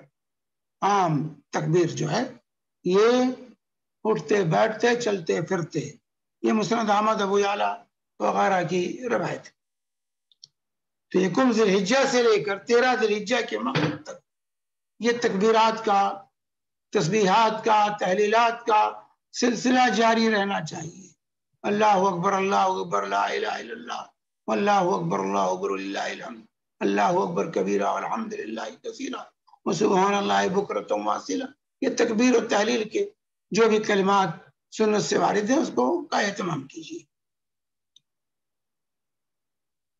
چنانچہ صحیح بخاری کی روایت ہے کہ عبداللہ بن عمر ابو ہریرہ رضی اللہ تعالی عنہما کے بارے میں آتا ہے کہ کان ابن عمر و ابو ہریرہ یخرجان الى السوق فی ایام العشر ویکبران ویکبر الناس بتکبیرہما، کہ عبداللہ بن عمر رضی اللہ عنہما اور ابو ہریرہ رضی اللہ تعالی عنہ یہ جو ہے عشرے ذی الحجہ شروع ہونے کے بعد ہی سے یہ جو ہے بازار میں نکل جاتے تھے، بازار میں نکل جاتے تھے، اور بازار میں خریدنے نہیں جاتے تھے، خرید و فروخت کے لیے نہیں بلکہ تکبیر پکارنے کے لیے۔ یہ دونوں تکبیر پکارتے تھے، ان کی تکبیر سن کر بازار کے لوگ بھی تکبیر پکارتے تھے، اور مدینہ کے مارکیٹ میں، بازار میں جو ہے تکبیر کی آواز ہوتی تھی، اللہ اکبر، اللہ اکبر، لا الہ الا اللہ، واللہ اکبر، اللہ اکبر وللہ الحمد کے کلمات عام ہوتے تھے مارکیٹوں میں۔ آج ہماری مارکیٹوں میں گانے سنائی دیتے ہیں، صحابہ کی مارکیٹ میں تکبیر و تحلیل کے کلمات سنائی دیتے تھے۔ یہ تو عام تکبیر پہلی تاریخ سے شروع ہو جانا چاہیے۔ دوسرے خاص یہ سنت متروک ہے۔ آج یہ سنت پر عمل ہمارے ہاں لوگ نہیں کرتے، عجیب معاملہ ہے۔ یہ سنت، اس کو زندہ کیجیے، اس سنت کو زندہ کیجیے میرے بھائیوں۔ ایک ہے تکبیر مقید، یعنی نمازوں کے ساتھ تکبیر پکارنا۔ یہ 9 ذی الحجہ کی فجر سے شروع ہوگا اور 13 ذی الحجہ کی عصر تک رہے گا۔ ہر نماز کے بعد تکبیرات پکاری جائیں گی، لیکن تکبیرات پکارنے کا جو طریقہ رائج ہو گیا ہے وہ اذکار کے بعد، اصل تکبیر اذکار کے بعد، اذکار مسنونہ کے بعد ہے، لیکن لوگ سلام پھیرتے ہی تکبیر پکارنا شروع کر دیتے۔ عام طور سے جو رائج ہونا یہ چاہیے کہ اذکار مسنونہ سے فارغ ہو کر تکبیرات پکاریے۔ بہرحال حضرت علی رضی اللہ تعالی عنہ کے بارے میں آتا ہے، سنن بہقی کی روایت ہے کہ انه كان يكبر بعد صلاة الفجر يوم عرفة الى صلاة العصر من آخر ایام التشریق ویکبر بعد العصر، کہ علی رضی اللہ تعالی عنہ تکبیرات کا اہتمام کرتے تھے یوم عرفہ یعنی 9ویں تاریخ کے فجر سے شروع کرتے تھے اور 13ویں تاریخ کے عصر تک، جو ایام تشریق کے آخری ایام تشریق یعنی 13ویں تاریخ کے عصر تک کرتے تھے. اور عصر تک کا مطلب نہیں کہ عصر میں نہیں گیا، عصر کے بعد بھی تکبیر پکار کر ختم کرتے تھے. یہ بحقی کی روایت ہے. یہ ابن عباس سے بھی بسند صحیح مروی ہے، اور اسی طرح مستدرک حاکم نے بھی روایت کی ہے ابن عباس و عبداللہ بن مسعود رضی اللہ عنہ سے. امام البانی نے صحیح ارواء الغلیل میں تفصیل کے ساتھ ذکر کیا. تو یہ مقید تکبیر جو ہے جو نمازوں کے بعد ہے وہ 9 تاریخ کی فجر سے شروع ہوگا اور 13 تاریخ کے عصر تک ہر نماز کے بعد تکبیرات پکاریں گے. لیکن راگ میں راگ ملانا، لئے میں لئے ملانا، ایک شروع کیا تو سب شروع کر دیں گے، ایک بند کیا تو سب بند کر دیں گے، یہ غلط ہے، یہ غلط چیز ہے. ہر ایک اپنی اپنی تکبیر پکارے. راگ ملانا نہیں، سنت نہیں ہے. لئے ملانا یہ سنت سے ثابت نہیں ہے، یہ واضح ہونا چاہیے. ہر ایک اپنی تکبیر پکارے اور جب تک پکارنا چاہے پکارے، یعنی ایک بند کیا تو سب بند کر کے بیٹھ جائے. اسی طرح ان ایام کے اعمال میں سے حج اور عمرہ. حج اور عمرہ سب سے اہم ترین عمل ہے، اہم ترین فریضہ ہے ان ایام سے متعلق، جو انہی ایام میں ممکن ہے. جو آج کل جو ہے کرونا کی وجہ سے میرے بھائی بہت ہم لوگ محروم ہیں اس فریضے کی ادائیگی سے. ہمیں دعا کرنا چاہیے، دعا کرنی چاہیے اللہ تعالیٰ سے کہ اللہ تعالیٰ حالات بدل دے، اس محرومی سے ہمیں نجات دے دے. اللہ تعالیٰ اپنے گھر کی زیارت کا ہمیں موقع عنایت فرما دے. یہ دعا کی ضرورت ہے میرے بھائیو. لیکن افسوس ہے کہ اتنی بڑی بلا جو ہے انسانیت پر آئی، لیکن اپنے اپنے رنگ رلیوں میں مست ہیں. اللہ کی طرف رجوع ہونے کا نام ہم نہیں لے رہے. اللہ کی طرف رجوع ہو جائیے، اللہ سے معافی مانگیے. اسی طریقے سے حج کے ساتھ حج کے فضائل و برکات میرے بھائی مسلم ہے. الحج المبرور لیس له جزاء الا الجنہ. حج مبرور کا بدلہ جنت ہی، جنت سے کم نہیں ہے میرے بھائی. اسی طرح عرفہ کے دن کا روزہ، عرفہ کے دن کا روزہ اس کا اہتمام کیجیے. عرفہ کے دن کا روزے کا اہتمام. جس حدیث آئی آپ کے پاس، ایک روزہ سال گزشتہ اور سال آئندہ کے گناہوں کا کفارہ ہے، صحیح مسلم کی روایت. تو اس روزے کا اہتمام کیجیے. اور اسی طرح یہ پورا عشرہ روزے کا عشرہ، پہلی تاریخ سے لے کر 9ویں تاریخ تک جو ہے روزے کا اہتمام انسان کو کرنا چاہیے. روزے کا اہتمام انسان کو کرنا چاہیے پہلی تاریخ سے لے کر 9ویں تاریخ تک. یہ تمام روزے کے ایام ہیں اور خاص طور سے 9ویں تاریخ کے روزے کا اہتمام ہونا چاہیے. اللہ کے نبی صلی اللہ علیہ وسلم کے بارے میں سنن ابی داؤد کی روایت سے بعض ازواج مطہرات فرماتے ہیں کہ اللہ کے نبی صلی اللہ علیہ وسلم 9 دن روزہ رکھتے تھے، پہلی تاریخ سے لے کر 9ویں تاریخ تک برابر روزہ رکھتے تھے. تو بہرحال یہ پورے عشرے کا 9 تاریخوں تک کے روزوں کا اہتمام اگر نہیں ہو سکتا تو کم سے کم عرفہ کے دن کے روزے کا اہتمام ہمیں کرنا چاہیے. یہ بعض مسائل تھے اس موضوع سے متعلق. رہا معاملہ قربانی کا، قربانی جو انہی دنوں سے متعلق اہم ترین مسئلہ ہے، انشاءاللہ اس کی تفصیلات آئندہ آپ کے سامنے آئیں گی. اور آج کی ملاقات میں اسی پہ اپنی بات ختم کرتا ہوں. اللہ تبارک و تعالی ہم سب کو صحیح عمل کی توفیق عطا فرمائے. وصلی اللہ علی نبینا محمد وعلی آلہ وصحبہ وسلم وجزاکم اللہ خیرا. جزاک اللہ خیرا شیخ. اللہ ہم سب کو ان دنوں کو گزارنے کے لیے اور دنوں کو پانے کی توفیق عطا کرے. نہیں معلوم کون رہتا ہے کون نہیں رہتا ہے. ابھی ہمارے نیاز بھائی ہی کل انتقال کر گئے. بیچارے اللہ ان کی مغفرت فرمائے. آمین اللهم اغفر له وارحمه. آمین. ایک کافی امپورٹنٹ فرد ہم نے کھویا ہے. اللہ اس کا بہترین نعمت بدل ادا کرے ہمیں. آمین آمین آمین. اس کے علاوہ آج بھی 2 تدفین تھے. روز کوئی نہ کوئی انتقال ہو رہا ہے. تو یہ موقع ہے ہم جتنا ہمارے لیے آخرت کے لیے کما سکتے ہیں کما لیجئے، اور جو کچھ کر سکیں آگے بھیج سکیں اس کو بھیج دیں. تو آتے ہیں سوالوں کی طرف. شیخ، سوالوں کا سلسلہ سٹارٹ کیا جاتا ہے. جیسے ہر ہفتے کہا جا رہا ہے کہ سوال جو ہوتے ہیں وہ آپ زوم پہ ڈائریکٹ پوچھ سکتے ہیں ہاتھ ریز کر کے، یا پھر چیٹ میں ٹائپ کر کے پوچھ سکتے ہیں. اور جو فیس بک یوٹیوب کے سوال انشاءاللہ مجیب بھائی یا سجاد بھائی لیں گے. یہاں پہلے سوال آ چکا ہے already. Those who are performing Hajj are to refrain from cutting nails and from first day of Dhul Hijjah or from the day entering Ihram. اچھا، ادھر سوال یہ ہے شیخ کہ جو لوگ حج کرنے جا رہے ہیں ان کے لیے جو ناخن اور یہ کاٹنا پہلے ذی الحجہ سے منع ہے یا جب وہ حاجی لوگوں کا معاملہ الگ ہے، قربانی والوں کا ہے. حاجی لوگ جب احرام سے پہلے کاٹ سکتے ہیں، احرام کھولیں گے تب بھی کاٹ سکتے ہیں، کوئی بات. حجاج کا معاملہ یہ نہیں، یہ معاملہ قربانی کا ہے. جی، تو ان کا وہی حجاج حالت احرام میں ان کے لیے منع ہے. ہاں، تو حالت احرام میں ان کے لیے منع ہے. 8ویں ذی الحجہ میں جب وہ پہنیں گے تب سے منع ہے ان کے لیے. ہاں، جب مطلب یہ ہے کہ حالت احرام میں جب رہیں گے تو نہیں کاٹیں گے. حالت احرام میں نہیں ہے تو وہ کاٹیں گے. جیسے یہاں سے احرام باندھ کے پہلے گئے تو احرام کھول دیا وہاں پر، تو آزاد ہیں وہ 8ویں ذی الحجہ تک. تو آزاد ہیں تو ناخن کاٹ سکتے ہیں، کوئی بات نہیں. بال کاٹ سکتے ہیں، ناخن کاٹ سکتے ہیں، کیونکہ جب احرام کھولیں گے تو ان کو تو بال کاٹنا ہے نا. جی. فی بھائی الحال حج تمتع، جو لوگ حج تمتع کر رہے ہیں وہ لوگ بھائی عمرہ کر کے احرام کھولیں گے کہ نہیں؟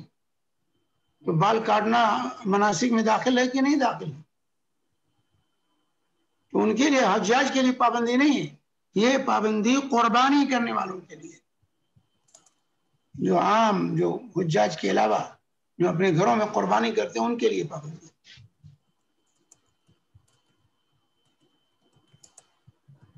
جی، سجاد بھائی آپ کے پاس اگر کوشچن ہے تو لے لیجئے، کیونکہ یہاں پہ ابھی فی الحال کوشچن نہیں آئے ہوئے. جی شیخ، السلام علیکم ورحمۃ اللہ. وعلیکم السلام. شیخ، آپ نے تو بتا دیا اس کے بارے میں، ناخن اور بال کے بارے میں. کچھ لوگوں کا سوال یہ رہتا ہے کہ کیلنڈر کے حساب سے آج 29 تاریخ ہے، تو ہم کیا کل کریں یا آج ہی کرنا چاہیے؟ آج ہی احتیاطاً کر لیں، ہو سکتا چاند ہو جائے، ہو سکتا چاند ہو جائے. جو چاند ہو جائے گا تو آپ نہیں کاٹ سکیں گے. بالکل، اس لیے آج ہی 29 تاریخ ہی کو فارغ ہو جانا چاہیے ان چیزوں سے، تاکہ شبہ والی بات نہ رہے.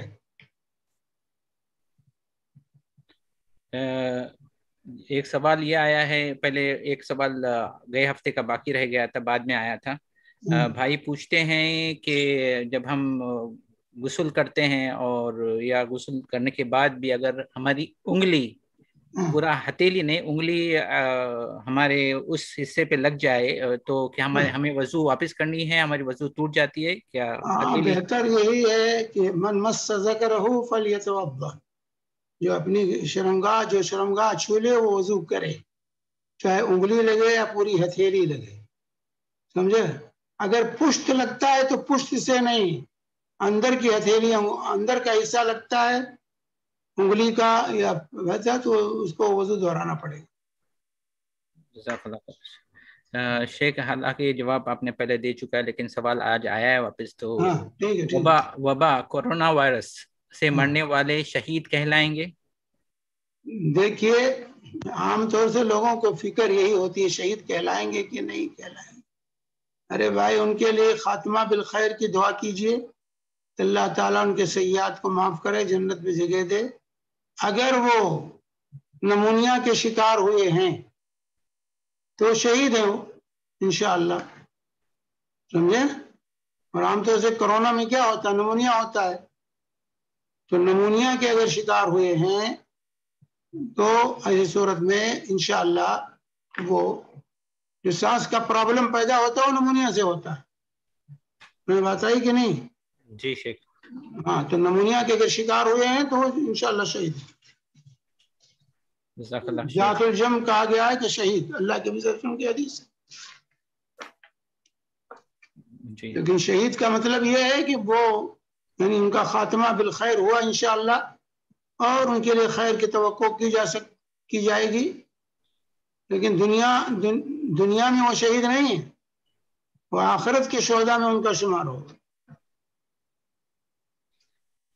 جزاک اللہ خیر. شیخ سمیر تم سوالات لے سکتے ہو زوم کے، پھر اگر یہاں پہ کوئی سوال آتا ہے تو پھر میں ہاتھ ریز کر دوں گا.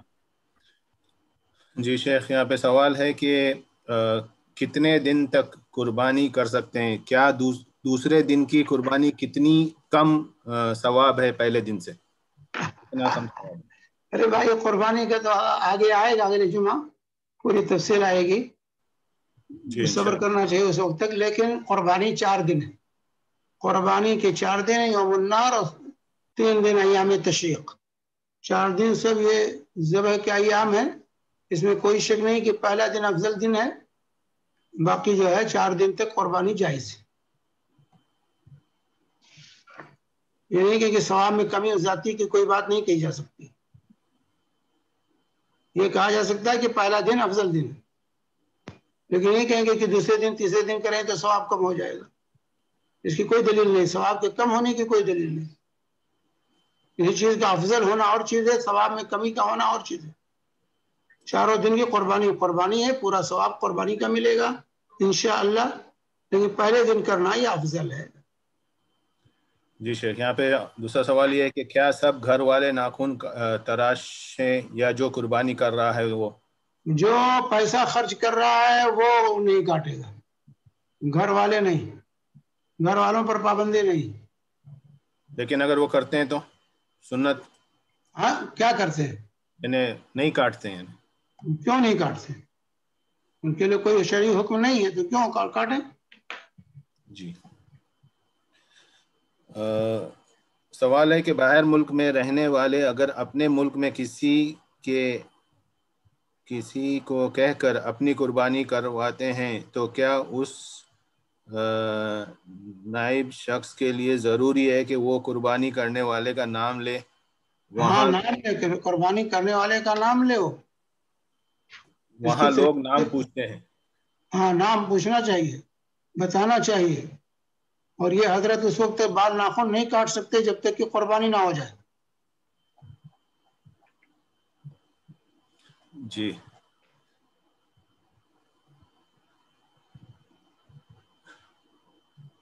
شیخ نجم النساء، آپ کا کچھ سوال ہے؟ السلام علیکم. وعلیکم السلام ورحمۃ اللہ. دعا کے شروع میں جو اللہ کی حمد و ثنا کرنی چاہیے نا، وہ کیا پڑھنا چاہیے؟ دوسرا سوال ہے تہجد میں نماز میں 40 ربنا پڑھ سکتے ہیں؟ اور تیسرا ہے سوال کہ ربنا سے شروع ہونے والی اور اللہم سے شروع ہونے والی دعاؤں میں سے دونوں دعائیں پڑھنی چاہیے یا ایک دعا پڑھنی چاہیے، یا اس میں کیا فرق ہے اللہم سے شروع ہونے والی اور ربنا سے شروع ہونے والی؟ دیکھیے جہاں تک معاملہ، پہلا سوال آپ کا کیا تھا؟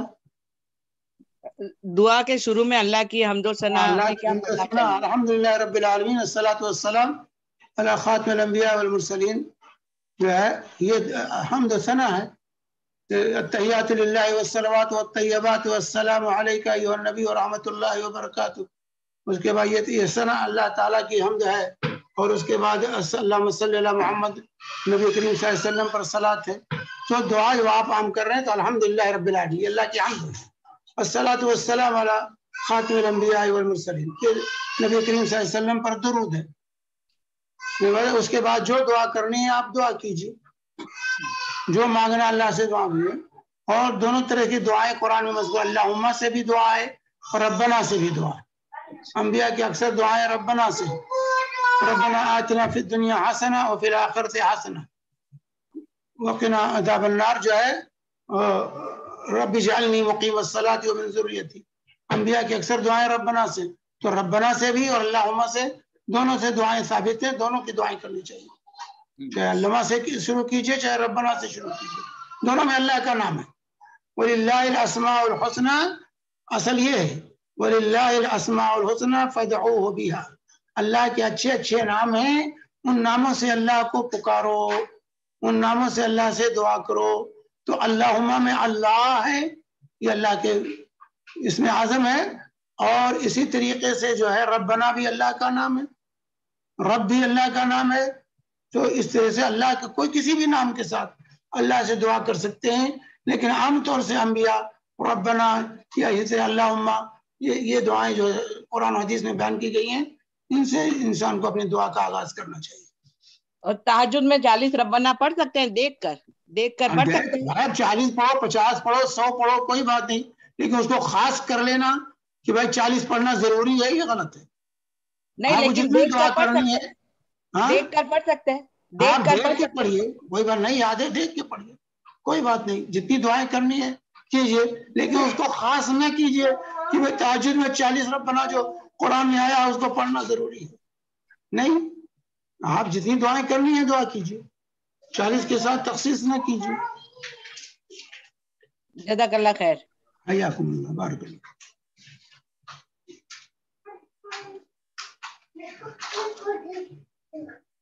جی، یہاں پہ ایک سوال آیا ہوا ہے کہ کیا کیا سوال ہے؟ سوال یہ ہے کہ کیا عورت اکیلی گھر پہ نماز جنازہ پڑھ سکتی ہے؟ ہاں، گھر پہ اگر ہوتا ہے تو پڑھ سکتی ہے. یعنی باڈی سامنے نہیں ہے لیکن وہ یعنی جسم نہیں، باڈی سامنے نہیں، یہ کیسے پڑے گی؟ پھر اکیلے کیسے جنازہ پڑے گی؟ غائب ہے نا. اگر میت کو گھر میں لایا جاتا ہے تو گھر کی خواتین نماز جنازہ پڑھیں گی. یا اسی طریقے سے مسجد میں، محلے کی مسجد میں اہتمام کیا گیا ہے تو وہاں بھی عورتیں جا کے نماز جنازہ پڑھ سکتی ہیں، لیکن عورتیں قبرستان نہیں جائیں گی. جنازے کے پیچھے جانے سے منع کیا گیا خواتین کو، جنازے کے پیچھے جانے سے خواتین کو منع کیا گیا ہے. جیسے ام عطیہ رضی اللہ تعالی عنہا کی کہ نہا رسول اللہ صلی اللہ علیہ وسلم ان نتبع الجنائز، جنازے کے پیچھے جانے سے ہمیں منع کیا گیا. تو اگر مسجد میں ہو رہی ہے یا مسجد کے گھر میں ہو رہی ہے تو عورتیں پڑھیں گی. جیسے عائشہ صدیقہ رضی اللہ تعالی عنہ کی روایت ہے جو ہے، جو حضرت سعد بن وقاص رضی اللہ تعالی عنہ کی وفات ہوئی تو انہوں نے کہا کہ جو ہے آپ کی جو ہے حضرت سعد کی لاش کو لایا جائے مسجد میں، ہم خواتین جنازہ میں شریک ہونا چاہتے ہیں. تو ان کی لاش لائی گئی اور جو ہے مطہرات نے نماز جنازہ میں شرکت کی، نماز جنازہ پڑھی. تو گھر میں ہو یا مسجد میں ہو تو وہاں نماز جنازہ خواتین جا کے پڑھ سکتی، لیکن میدان میں نہیں جائیں گی. شیخ، یہاں پہ سوال ہے کہ کیا خون کا عطیہ دے سکتے ہیں جو ڈونیشن کرتے ہیں خون؟ خون کا عطیہ علماء کہتے ہیں دے سکتے ہیں، خون کا عطیہ دیا جا سکتا ہے کیونکہ خون کے نکلنے سے آپ کا کوئی نقصان نہیں ہوتا اور تازہ خون آپ کے یہاں پیدا ہوتا ہے، آپ کا کوئی اس سے نقصان یا آپ کے یہاں کمی نہیں ہوتی ہے. تو علماء جو ہے اس کا فتویٰ دیتے ہیں کہ خون کا عطیہ دیا جا سکتا ہے، کیونکہ بعد میں وہ جل جائے گا، نئے خون، آپ کو نیا خون پیدا ہوتا ہے. خون دینے سے فائدہ آپ کے بھی مفید ہے اور دوسرے کے لیے بھی مفید ہے. جی شیخ، یہاں پہ سوال آیا ہوا ہے کہ تہجد میں اگر بڑی سورہ نہ یاد ہو تو چھوٹی سورہ بھی پڑھی جا سکتی ہے، کیا اس سے دعا کی قبولیت کم ہوگی؟ نہیں بھائی، دعا کی قبولیت کا اس سے لمبی اور مختصر سے کوئی اثر نہیں پڑتا ہے. دیکھ کے وہی بھی چھوٹی صورتیں بار بار پڑھیں، آپ کئی بار ریپیٹ کریں اسی صورت کو. یا شیخ دیکھ کے آپ کو لمبی صورتیں نہیں یاد ہیں تو چھوٹی صورتیں ایک ایک رکعت میں کئی مرتبہ پڑھیں، سورت کو دہرائیں، بار بار پڑھیں. اللہ کے نبی صلی اللہ علیہ وسلم ایک آیت میں پوری صبح کر دی تھی، بار بار ایک آیت. وَإِن تُعَذِّبْهُمْ فَإِنَّهُمْ عِبَادُكَ وَإِن تَغْفِرْ لَهُمْ فَإِنَّكَ أَنْتَ الْغَفُورُ الرَّحِيمُ. یہ آیت آپ پڑھتے رہے یہاں تک کہ صبح ہو گئی. جی شیخ، یہ کون سی سورہ میں ہے یہ آیت؟ کون؟ یہ جو آپ نے ابھی پڑھی، کون سی سورہ پڑھی؟ وَإِن تُعَذِّبْهُمْ فَإِنَّهُمْ عِبَادُكَ. بتا رہا ہوں، ابھی بتا. شیخ ویسے تو تہجد میں چونکہ وہ نفلی ہے تو ہم لوگ دیکھ کے بھی پڑھ سکتے ہیں نا، قرآن اگر سامنے رکھے؟ ہاں قرآن دیکھ کے پڑھ سکتے، تہجد میں قرآن دیکھ کے پڑھ سکتے ہیں آپ. جی ویسے سجاد میں آپ کا ہاتھ اٹھا ہوا ہے، آپ لے سکتے ہیں شیخ جواب.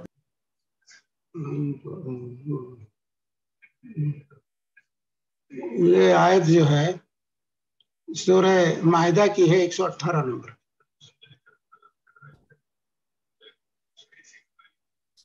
ان تعذبهم فإنهم عبادك وإن تغفر لهم فإنك أنت الغفور الرحيم.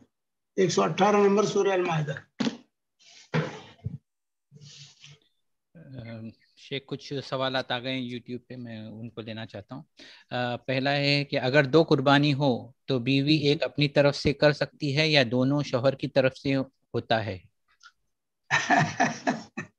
وہ تو شوہر سے پوچھنا پڑے گا. اگر بیوی نے اس میں پیسہ دیا ہے تو بیوی اپنے نام سے کر سکتی ہے شیخ؟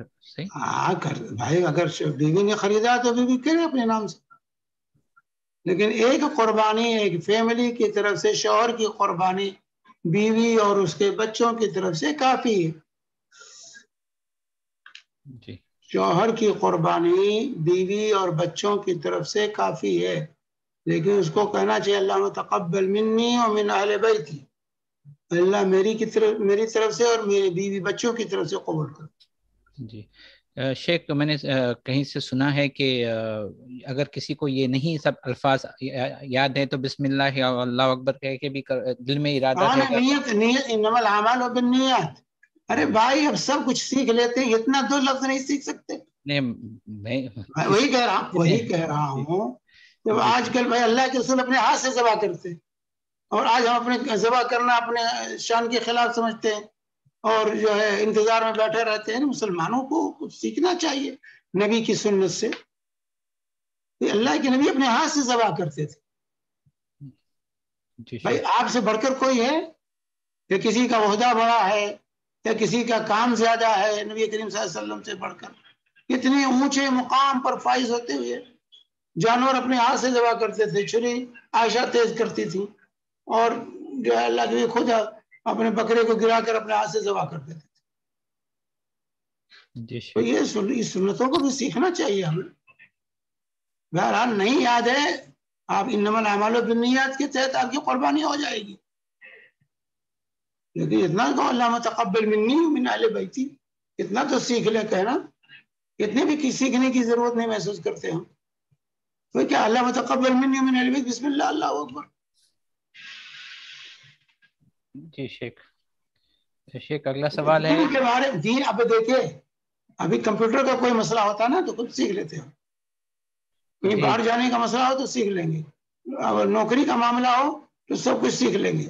لیکن جہاں دین کی بات آتی ہے تو ایک دعا سیکھنے کے لیے بھی ہم اپنے پاس ہمت نہیں پاتے. ایک دعا تو سیکھ لیں. ہم لوگ کتنے لوگ کہتے ہیں دعا وطر کی دعا نہیں یاد ہے، دعا قنوت نہیں یاد ہے، کیا کریں؟ دعا ثنا نہیں یاد ہے.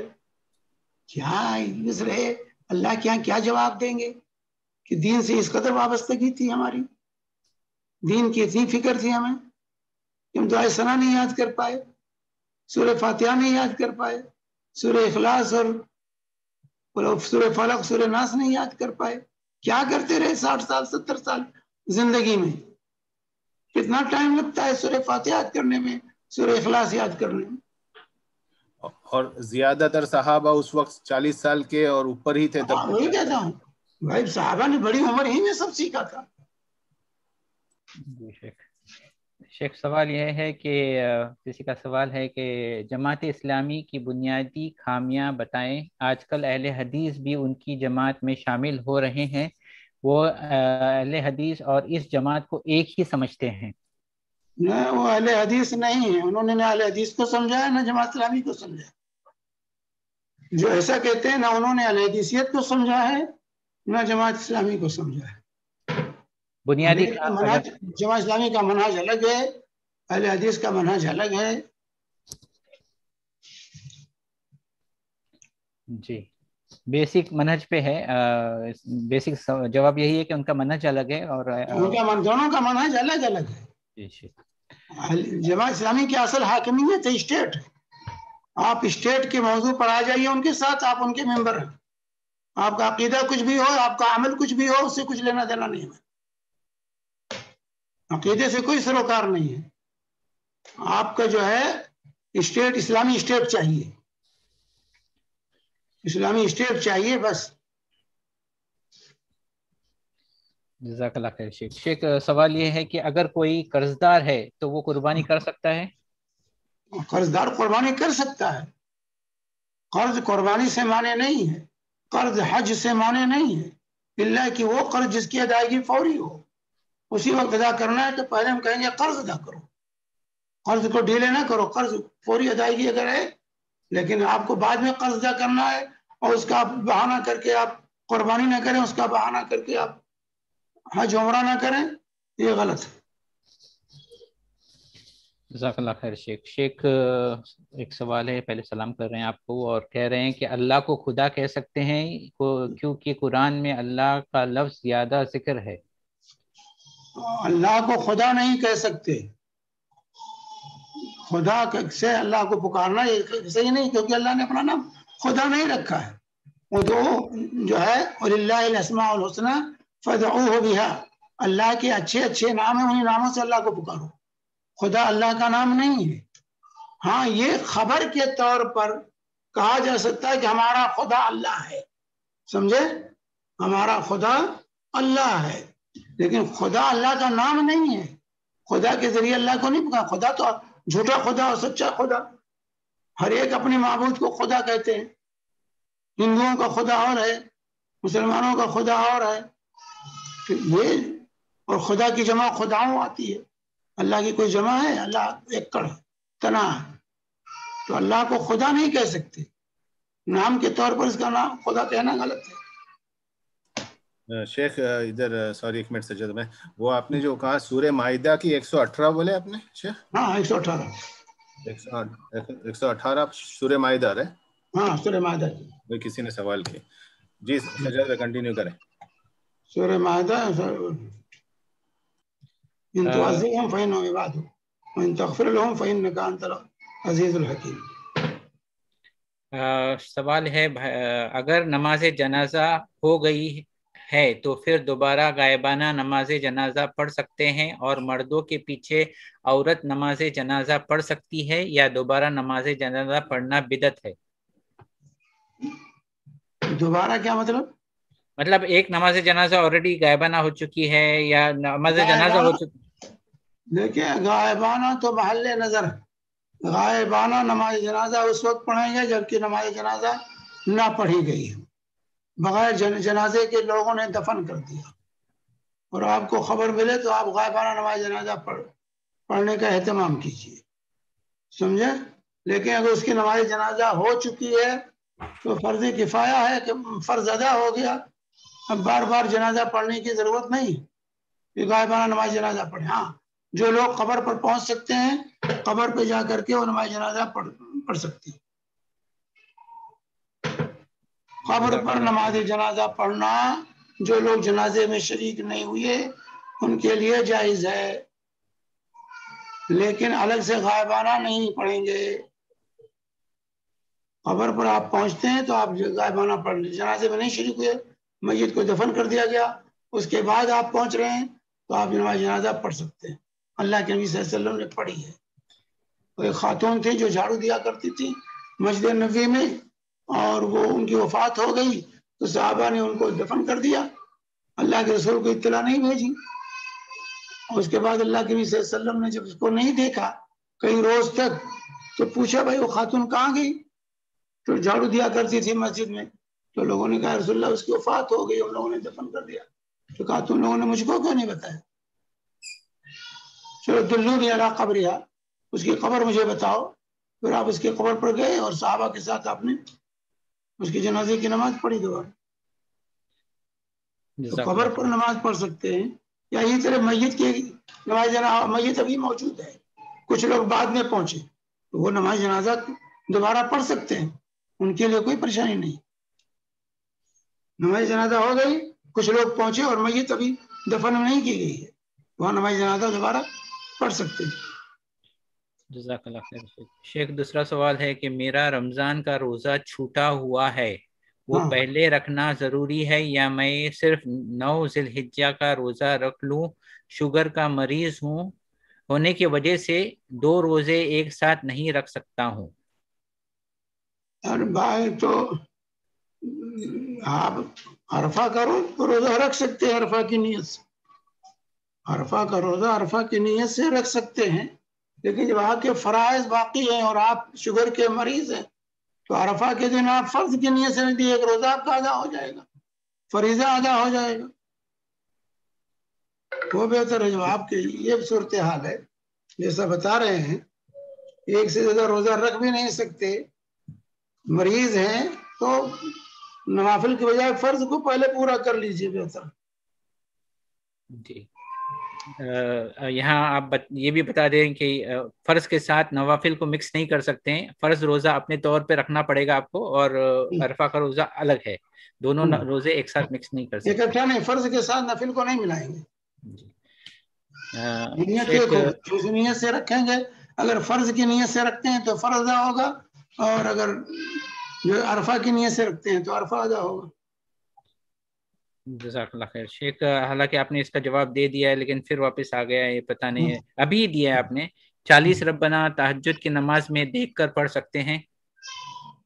پڑھ سکتے ہیں کیا؟ جی اور ایک سوال ہے کہ نماز کی ٹوپی پہن کر واش روم جا سکتے ہیں کیا؟ نماز کی کیا ٹوپی؟ کوئی ٹوپی ہوتی ہے نماز کی مطلب ٹوپی؟ جو نماز میں ٹوپی استعمال کرتے ہیں وہی ٹوپی پہن کے واش روم میں جا سکتے ہیں کیا؟ کیا ہوا واش روم میں جانے سے کیا؟ قمیص پہن کے جاتے ہیں کہ نہیں؟ ننگے جاتے ہیں واش روم میں؟ اگر قمیص پہن کے جاتے ہیں، پائجامہ شلوار پہن کے جاتے ہیں واش روم میں، تو ٹوپی پہن کے کیوں نہیں جا سکتے؟ بھئی اتنا تو سوچا، کامن سینس ہونا چاہیے کہ جو قمیص ہم پہن کے جاتے ہیں، کرتا پہن کے جاتے ہیں، پینٹ پہن کے جاتے ہیں، تو کیا وہ نجس ہو جاتے ہیں آپ کو حمام میں؟ جی شیخ کوئی بھی لباس پہن کے جائیے۔ لیکن شیخ نارمل لوگوں کی طرح سوچیں، ان کا نظریہ یہ ہے کہ یہ ایک بابرکت چیز ہے جس کو ہم یعنی جس کا احترام کرتے ہیں، تو کیا ہم اس کو؟ کوئی بابرکت چیز نہیں، کس نے کہا بابرکت چیز ہے؟ ٹوپی بابرکت چیز ہے، لباس ہے، جیسے پائجامہ ہے، قمیص ہے، ویسے ٹوپی ہے، شعار ہے نا استعمال کیا جاتا ہے، مسلمان کا شعار ہے نا شیخ۔ اس کا کوئی تقدس نہیں ہے، کوئی مقدس سی ٹوپی نہیں کہ مقدس ہے وہ۔ ٹوپی پہن کے نماز پڑھیں گے زیادہ ثواب ملے گا، نہیں پہن کے پائیں گے تو کم ثواب ملے گا۔ السلام علیکم شیخ صاحب، بلکہ ہمارے یہاں پر ایک مکتبہ فکر ایسا ہے کہ وہ ٹوپی پہن کر ہی باتھ روم میں جاتی ہے، اگر باہر رہتی ہے تو ٹوپی میں نہیں رہتی۔ وہی افراط اور تفریط، آدھا تیتر آدھا بٹیر اپنی طرف سے لوگوں نے بنا لیا ہے دین کو۔ نہ ٹوپی پہن کے جانا ضروری ہے، نہ بغیر ٹوپی کے جو ہے ٹوپی پہننا ضروری ہے، نہ بغیر ٹوپی کے جانا ضروری ہے۔ جیسے چاہیں جائیے، ٹوپی پہن کے جائیے، ٹوپی اتار کے جائیے، جیسے چاہیے جائیے، کوئی بات نہیں۔ اس کو شریعت کا مسئلہ نہ بنائیے، شریعت سے اس کا کوئی تعلق نہیں ہے۔ شیخ ایک سوال تھا کہ ایک شخص ہے، وہ حج کو جا رہا ہے، اس کو تو ناخن نہیں ہے، لیکن اس نے اپنے گھر پر، مان لیجئے میں مدینہ میں ہوں اور حج کو گیا، اور میں نے گھر والوں کو کہا کہ قربانی کیجئے، میں پیسہ دیتا ہوں، تو اسے کیا کرنا چاہیے؟ میں ناخن نکال سکتا ہوں کہ نہیں؟ آپ نے جو پیسہ دے دیا قربانی کا، آپ نے کیا کہا؟ تم لوگ اپنے نام سے کر لو کہ میں میرے نام سے کرو گے؟ کیا کہا گھر والوں سے؟ میں نے نہیں کہا ہے کہ اگر کوئی ایسا کرواتا ہے تو، ہاں کوئی اگر ایسی قربانی کرواتا ہے، ٹھیک ہے، اپنے نام سے اگر کرواتا ہے تو وہ جو پیسہ دیا ہے وہ ناخن اور بال نہیں کاٹے گا۔ اصل قربانی کرنے والا وہ ہے جو پیسے خرچ کر کے جانور خریدتا ہے، وہی اصل قربانی وہی دے رہا ہے۔ لیکن تمتع اگر کرے گا تو اس کو وہ جب احرام کھولے گا تو اس وقت تو بال کاٹے گا۔ بھائی حجاج کے لیے نہیں یہ معاملہ، حجاج کے لیے پابندی نہیں ہے، یہ پابندی عام قربانی کے لیے۔ اولاً تو ہم قربانی اور اس میں اضحیہ اور جو ہے اس میں جو ہے حدی میں فرق نہیں کرتے، حدی الگ ہے، اضحیہ الگ ہے۔ اضحیہ عام قربانی کہتے ہیں جو دوسری جگہوں پر کی جاتی ہے، اور حدی جو حج کی مناسبت سے جو جانور ذبح کیا جاتا ہے اس کو حدی، دونوں میں فرق کیا جاتا ہے، وہ حدی ہے۔ ایک میں اسی شخص کے بارے میں کہہ رہا ہوں کہ جو اپنے گھر میں قربانی کروائے گا، وہ ہاں جب اپنے گھر میں جو کرواتا ہے وہ نہیں کاٹے گا، نہ بال کاٹے گا نہ ناخن تراشے گا، لیکن حج تمتع وہی حج کرنے گیا ہوا، جی شیخ وہی حج کرنے گیا ہوا ہے، وہی حج کرنے گیا تو وہ حج تمتع کر رہا ہے، اس کے بعد وہ کاٹے گا، اس کو مناسک میں داخل ہے کاٹنا، بال کاٹنا، ناخن تراشنا۔ جزاک اللہ خیر۔ حیاکم اللہ، بارک اللہ۔ شیخ یہاں پہ ایک آخری سوال میں لے لیتا ہوں یوٹیوب کا، اس کے بعد پھر سمیر آپ کے پاس زوم پہ کچھ سوال ہے۔ وہی جو سوال ہم نے کسی نے جماعت اسلامیہ کا کیا تھا، ان کی درخواست ہے کہ کسی دن ایک درس اس پہ رکھیں پلیز، کہ ہمیں اس کے بارے میں تھوڑا سا علم دیں کہ کیا اچھا کیا ہے۔ تو انشاءاللہ کسی وقت اگر آپ کے جو شیڈیول میں کبھی یہ ایک ٹاپک بھی لے لیجیے گا۔ ٹھیک ہے، فتنہ پیدا کریں گے۔ جی سمیر آپ اس کے لے لیجیے سوال، ابھی یوٹیوب پہ سوال میں نہیں لوں گا کیونکہ وقت ابھی صرف 7 منٹ ہے، 10 منٹ ہے تقریباً اذان کو، تو زوم کے سوال لے لیجیے اور پھر ہم انشاءاللہ اختتام کر لیں گے۔ جی یہاں پہ جو قربانی کے سوالات آ رہے ہیں، جیسے شیخ نے کہا کہ اگلے ہفتے انشاءاللہ قربانیوں کے جو مسائل ہیں سب بیان کیے جائیں گے، تو آپ تھوڑا ایک ہفتہ ویٹ کریں، نیکسٹ ہفتے آپ کو انشاءاللہ ان کے جواب ملیں گے۔ اگر آخر میں تھوڑا سا ٹائم رہا تو انشاءاللہ پوچھ لیں گے سرسری طور پہ، لیکن میں دوسرے سوال پہلے لے لیتا ہوں کیونکہ یہ پورا ٹاپک کور ہوگا۔ یہاں سوال ہے شیخ کہ کیا کوئی دلیل ہے کہ عورتوں کے پاؤں ڈھکے ہونا چاہیے نماز میں؟ کیونکہ اس وقت صحابیہ لمبے لمبے گاؤنز پہنتے تھے، لیکن آج کل شرٹ اور پیجامہ پہنے جاتے ہیں۔ غلط پہنے جاتے ہیں۔ اللہ کے صلی اللہ علیہ وسلم، عورت کا لباس ٹخنے سے ایک بالش نیچے ہونا چاہیے۔ مسلم خاتون کا لباس، اس کا پائچہ ٹخنے سے ایک بالش نیچے رہے، ایک ٹخنے کے اوپر رکھتے ہیں تو یہ خلاف تعلیم ہے، رسول کریم صلی اللہ علیہ وسلم کی تعلیم کے خلاف ہے۔ عورت کا لباس ٹخنے سے ایک بالش سے نیچے ہونا چاہیے۔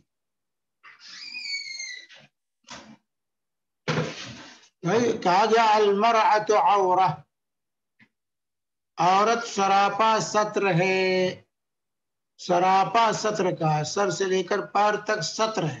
ستر کے مطلب ہے کہ جس کو چھپایا جائے، عورت چھپانے کی چیز ہے، نمایاں کرنے کی چیز نہیں، سمجھے؟ اور پھر جو ہے اسی طریقے سے حضرت جو ہے ام سلمہ رضی اللہ تعالی عنہ نے جب رسول پاک صلی اللہ علیہ وسلم نے یہ کہا کہ جو ہے کہ ما اسفل من الکعبین فهو فی النار، ٹخنے سے نیچے جو کپڑا ہے وہ جہنم میں لٹک رہا ہے، تو ام سلمہ نے کہا ہم خواتین کے لیے کیا حکم ہے؟ تو کہا تم خواتین کے لیے حکم یہ ہے کہ ٹخنے سے ایک بالش نیچے رہے تمہارا لباس۔ انہوں نے کہا اگر ایک ہی بالش سے نیچے رہے گا تو جو ہم راستے میں چلیں گے تو ہمارا پیر دکھائی دے گا، تو اللہ کے نبی صلی اللہ علیہ وسلم نے کہا تو ایک ہاتھ نیچے رکھو، ٹخنے سے ایک ہاتھ پائشہ تمہارا نیچے ہونا چاہیے، اگر پیر کے ظاہر ہونے کا خطرہ ہے تو۔ یہ لباس تھا مسلم خواتین کا، یہ لباس ہے، یہ لباس ہے مسلم خواتین کا۔ آج کل کی طرح نہیں کہ سفید قدم کی سفیدی، وہ جوتی نہیں پہنیں گی، سینڈل پہنیں گی، تاکہ موزہ بھی نہیں پہنیں گی تاکہ جو ہے قدم کی سفیدی لوگ دیکھ کر کے مائل ہوں۔ اپنی سفیدی دکھانے کے لیے عورتیں نہیں پہنتی، موزہ نہیں پہنتی، اللہ کے یہاں اس کا حساب دینا ہوگا۔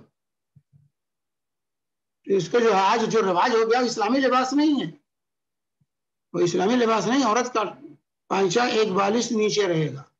اور پھر ام سلمہ رضی اللہ تعالی عنہا سے فرماتے ہیں کہ جو ہے اتصلی المرأة فی درع وخمار بدون ازار، کہتے ہیں دو روایتیں ہیں، ام سلمہ کہتے ہیں میں نے رسول پاک صلی اللہ علیہ وسلم سے پوچھا کہ کیا عورت بغیر ازار کے، یعنی نیچے شلوار یا ازار پہنے ہوئے، کیا اپنی جو ہے میکسی جو لمبا کرتا پہن کر کے اور نماز پڑھ سکتی ہے دوپٹہ لے کر کے؟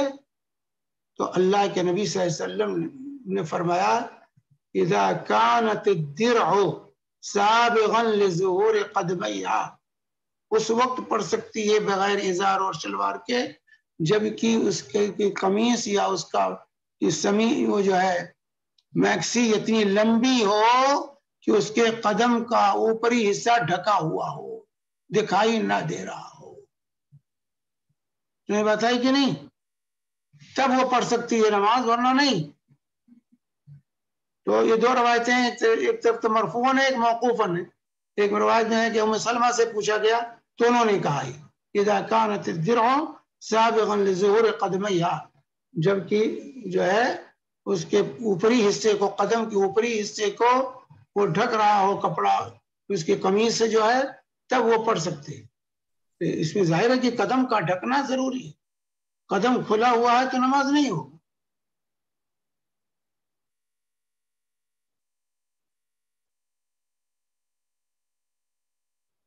ہاں سمیر سوال لے رہے ہو؟ یہاں پہ ایک ہے کہ کیا جو انتقال ہو گیا ہے ان کے طرف سے قربانی کر سکتے ہیں؟